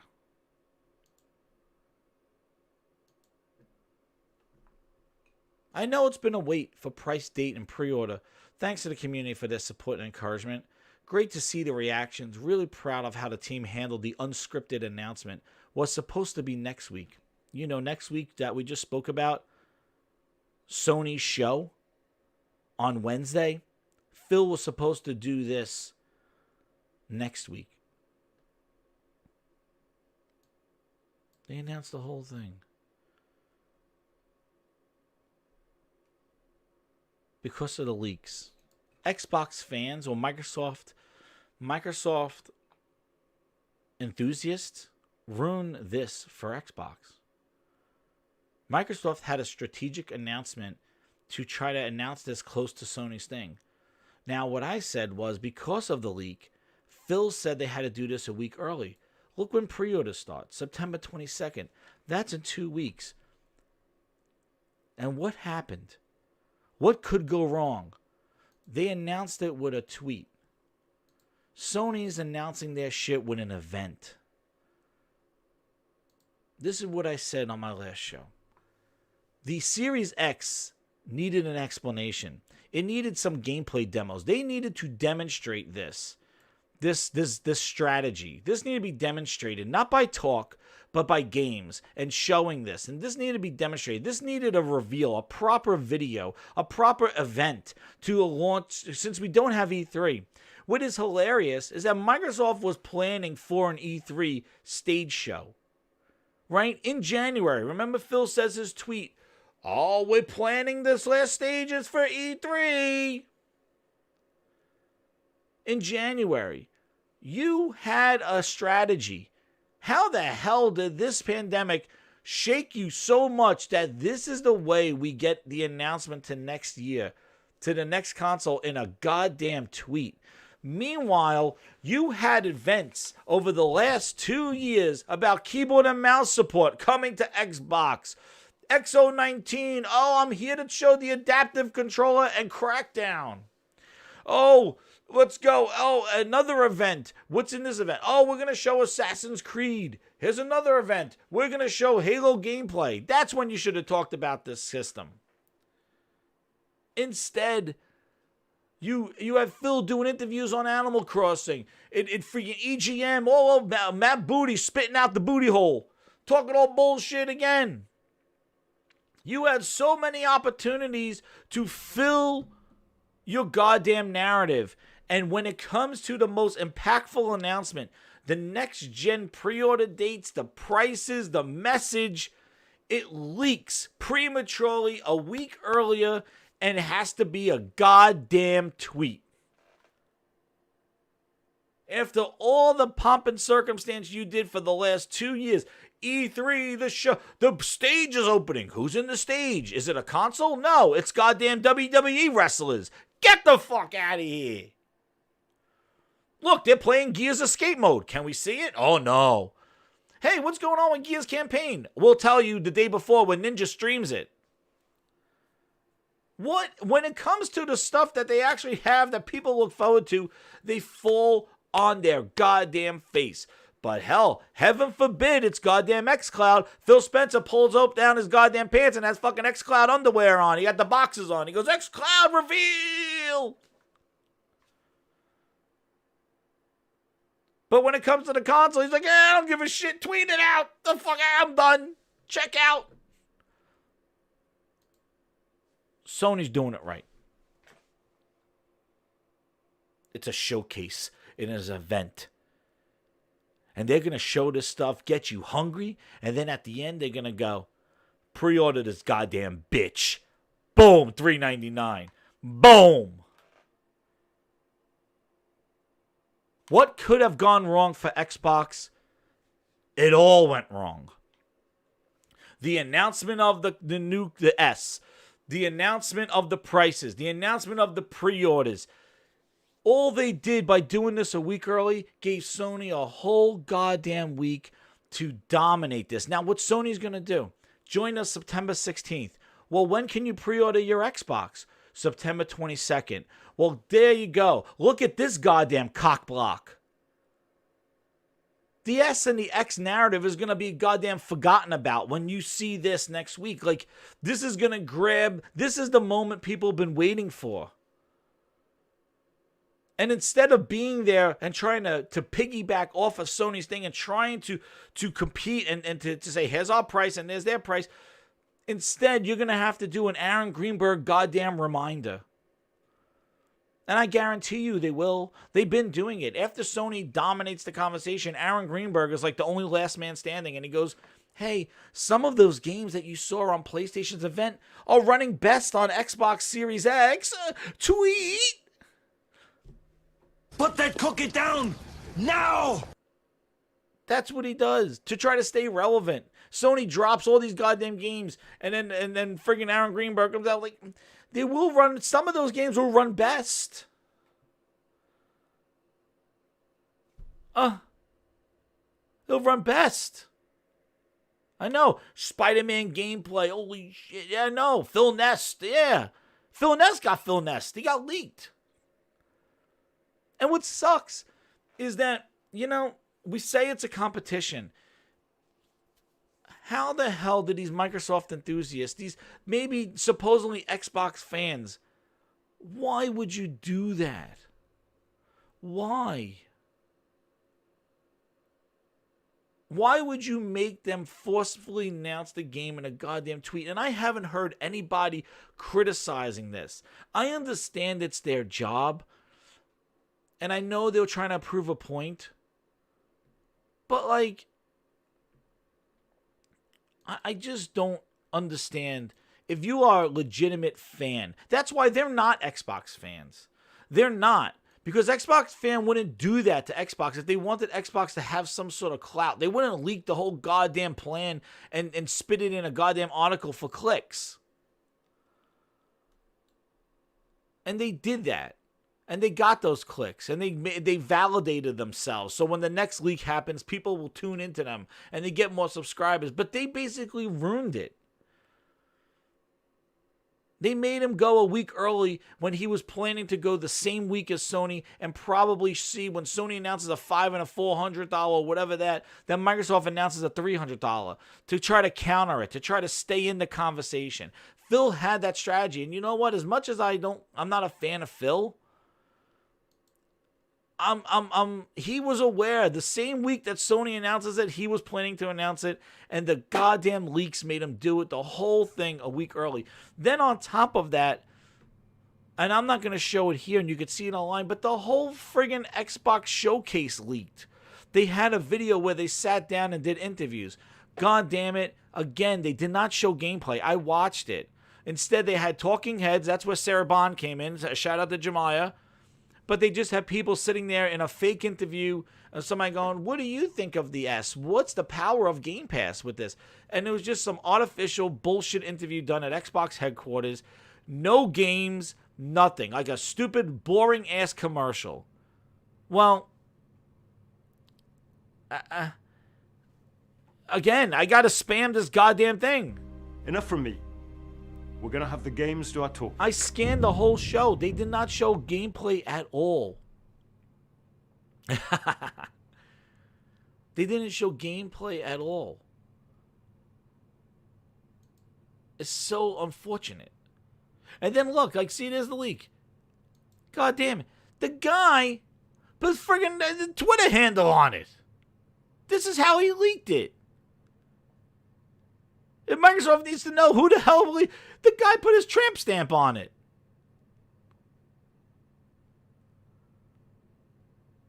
Exactly. Well, you know what, Lance? This is what I think. So Lance makes up a good point, right?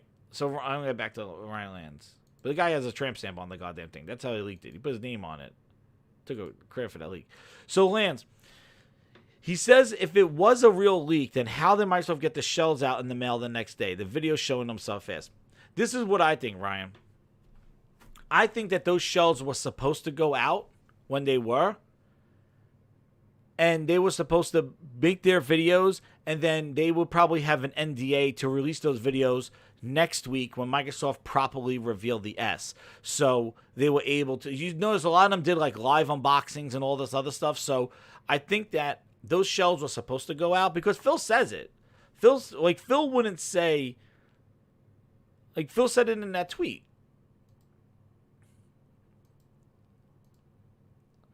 Like, he says that, you know, he says it right here.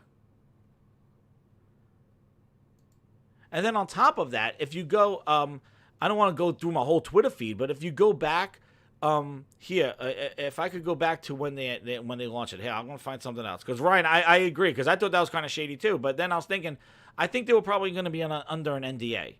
Hit that like button, everybody. My God, 125 people. This is crazy. But, like, I think they were going to be on NDA, and then they will release their videos next week, right? That's what I think. So I think they were ready in the mail. And they just would have been on the NDA, but Microsoft said as soon as you get these things, you could show them. And a lot of them did, like, live unboxings with this stuff, which, you know, in the cardboard box. But this is the other thing that came up, too. If you go back to when the thing was leaked, here it is. Sorry for just the 1 second here. Let me find this. Where is it? Here. So, like, This is what I tweeted out on September 8th. I said this was not the way they wanted it to leak. So stop with this leaked was on purpose. This console needed to roll out a message to enforce that price and value difference. Not a tweet saying confirmed. It's a great price and thanks for the hard work. So this guy, Brad Rossi, wrote, we all tried so hard not to leak. Running global programs is hard and the leak is so frustrating. Yeah, great you got a scoop, but so many better try hard to keep it under wraps for so many reasons. Rant off. Going to focus on family. Who is he? Xbox and PC gaming at Microsoft. He's in the preview program and his gamer tag. These people worked hard on this stuff. Yeah, you got the scoop, but you had to just go out there and just ruin it for them. These are people that worked hard on this stuff. They probably wanted a proper reveal. They didn't want this thing just to be a tweet. And yeah, they might have do it early, but there was reason why they had to do it.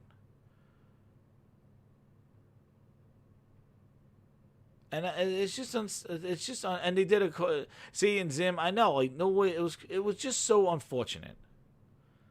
I know, Pitch Black, I know.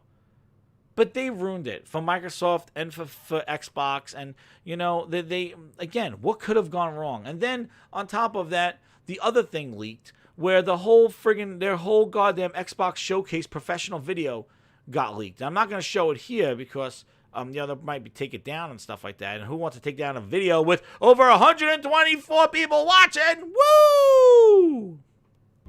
Enough from me. We're going to have the games do our talking. So I'm not going to play that. But, like, it just is unfortunate that they ruined it. If they were real Xbox fans, that they ruined it for Xbox.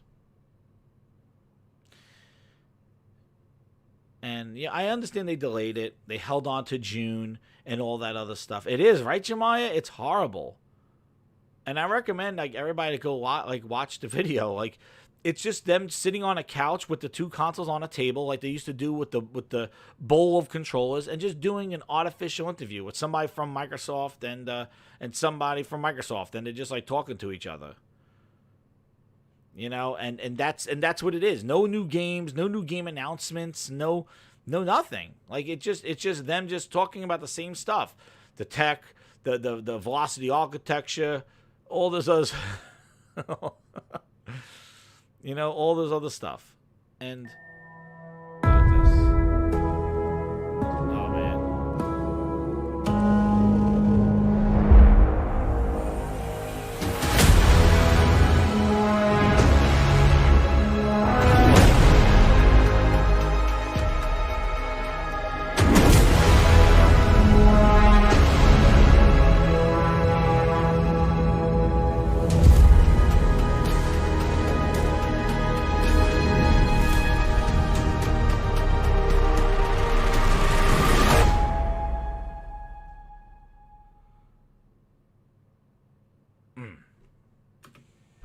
That's how you do it.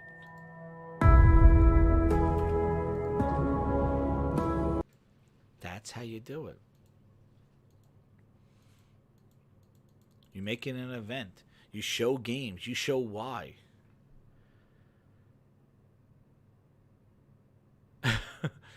You know?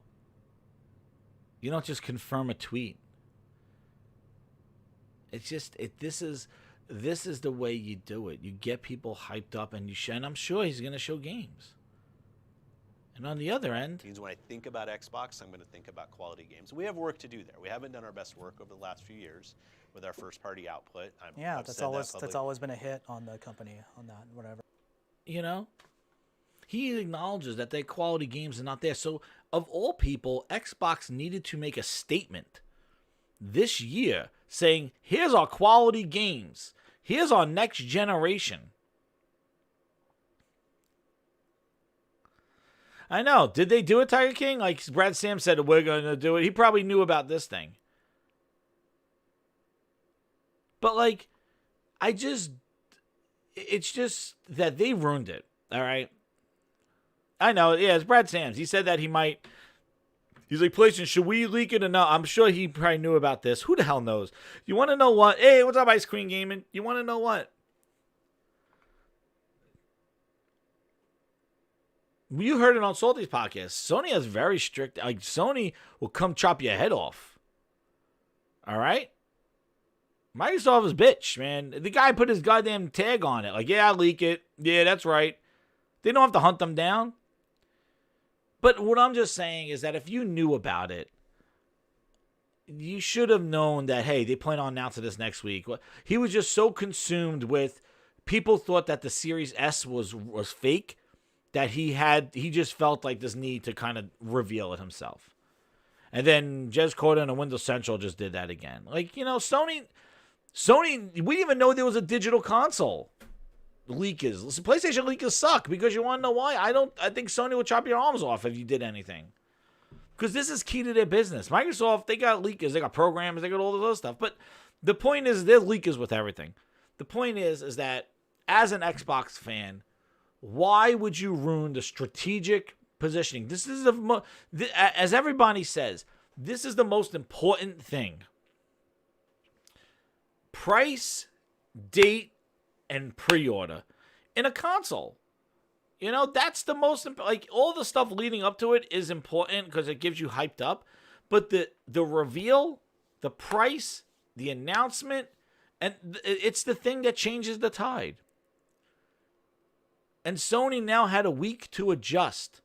Maybe Sony would have had this showcase, they would have had 500 and 600, and then Microsoft shows up at 5 and 3. You know how impactful that would have been? Now, if Sony shows up at 400, and you know what? It's so much more powerful than the XS, and it's cheaper than the X. And it has games they only can play on it. It's a trifecta, and it has VR, for those who care. Options, remember? But it just sucks. As an Xbox fan, that you ruin the goddamn reveal and the price. But Microsoft, they suck themselves because they held on to this so long, and they've been talking hardware. They had so many opportunities to start showing Halo. Like I said this, they should have showed Halo last year. They had so many opportunities to start building hype for next generation. Instead, they didn't. They used those opportunities to talk about Game Pass and squander away. Look what's coming to Game Pass this month. Hardy. And like I said before, Microsoft talking about xCloud, talking about consoles. Phil Spencer, he's out there with his shirt open, chest hair, Phil Ness. Hey, the fans. Hey, xCloud, and we got 12 teraflops, and we got the cheapest guy. Hey. And then you go out there and go, Phil, how are the games doing? Phil, what's your release? What's your launch lineup? Let me tell you about xCloud and playing on your phone. Oh, yeah. We're really focusing first on what it means to play these games on your phone. So when we thought about how can we get as many people playing on a phone as possible. Instead of saying that shit, why don't you say this? Enough from me. We're going to have the games do our talking. No. Instead, it comes to the games and Phil Ness. That's when they fell. They had to show the games, right? They had to show Halo. Let me tell you about a new piece of hardware. Woo! And let me tell you about financing. Woo! Financing. All access. Hey. Phil, what about the games? I'm not. What do you mean I'm not an expert? Phil, you should know what the hell the games are. It's time to quit jammering before I start hammering. I don't think so, sucker. Come on, Phil, what's going on? I don't play this game. You're right. God damn it. Not playing to win is like sleeping with your sister. Sure, she's a great piece of tail with a blouse full of goodies, but it's just illegal. Not playing to win, Phil. Come on. The hell's going on out there? You had opportunity upon opportunity to show it, and you didn't. And then the leakers came in, and they did it for you because you stumbled. Now, Sony's here to pick up the slack, and guess what? Sony's going to come in here, and let's see what they do. And Wednesday is going to be lit. Expectations on a sleeve. Yeah, Xbox 2020 was canceled too. But remember, Microsoft had to go, as somebody said, the game of chicken. Microsoft had to go first. Phil said he will never be in that position again. And that's it. I don't want to hear nothing else. Phil will never be underminded again. He will never go first. He never said that. But he's like, he will never be in that position where Sony counters them with price. And guess what? Maybe he was right. Maybe they were going to announce this right after Sony's thing. And then the leakers got him. Yo, what's up, Chris? Booster! And with that, Phil had to go premature. And on top of that, developers are criticizing the weaker product. Everything could go wrong, has gone wrong. Phil went first. Developers not excited about the Xbox Series S. People hyping up the PlayStation SSD and the thing. Sony got all this praise from developers. Microsoft's getting criticism. Ouch. These are not Dolphin developers. These are big developers. AAA people talking about this. Ouch. Phil had to go last. Well, good guys go first. Finish last. I don't know what the hell it is, but he went first. Everything that Microsoft had to do, they did not do. Messaging, games, next generation demonstration of power with the 12 teraflops. Halo had to show. Well, it didn't show and it got delayed. Oh, goddamn. Microsoft had to go last after Sony did its price. That didn't happen. Everything that could have went wrong has gone wrong. And if I remember last year at this time, everybody was like, Microsoft has to be on point. They cannot mess up. They have to be crystal clear. They have to make sure that everything is demonstrated. Their positioning, everything is focused and prioritization. And it started like that in December, and it destroyed in May. And they didn't win the game of chicken. And now Sony has had a whole week now to process what price point they want. They could show some games and announce pre-orders on the same day or maybe before. Who knows? Maybe they say pre-orders start now. And Microsoft's sitting there going, well, we said the 22nd. Holy crap. Or Sony could come in here and go, hey, pre-orders start this Friday. And beat Microsoft pre-orders by 3 days. Because Phil was supposed to announce it this week, coming up at the same time. Exactly. They got the alien penis game. That's right, Mog. But with that, everything that, hit that like button, guys. Because everything that went wrong has gone wrong. And it's just something that I realized that, everything. The announcement, the release, the price, the gameplay, the games. The worst of all the games. And Sony came right in and made advantages of all that stuff. They're like, oh, you announced the ad. Thank you very much. Well, here's our showcase on Wednesday. Part 2. And it's happening. And is it going to deliver? Most likely. I'm ready for it. And I know you guys are ready too. And hit that subscribe button because I will be streaming it live and my reactions. And when all this plays out, we know everything. The launch lineup, the games, the price, the pre-orders. Then we'll come back and we'll realize what is this going to look like this holiday. And as you've seen from my thumbnails, I'm giving you a sneak peek. Yes? I'm trying to find a Turbo Man doll. Me too, me too. Do you have any more in the back? What? You see that? What did it say? These guys are looking for a Turbo Man? A Turbo Man doll, yes. They're looking for Turbo Man. Hey, everybody! These two are looking for a Turbo Man. Yep, that's what PlayStation 5 is going to be like. Now, what's so funny? Where have you guys been? But they have an S for you. The hottest selling Christmas toy ever. But you know what? We got plenty of Turbo Man's faithful saber-tooth tiger booster.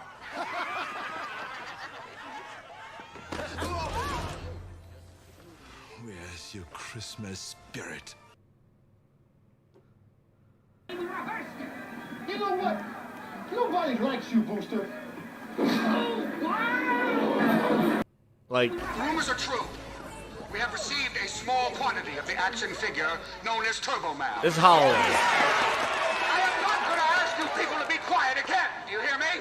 If you're not one of the lucky few, we have plenty of Turbo Man's faithful pet tiger Booster in stock. We don't want it! We don't want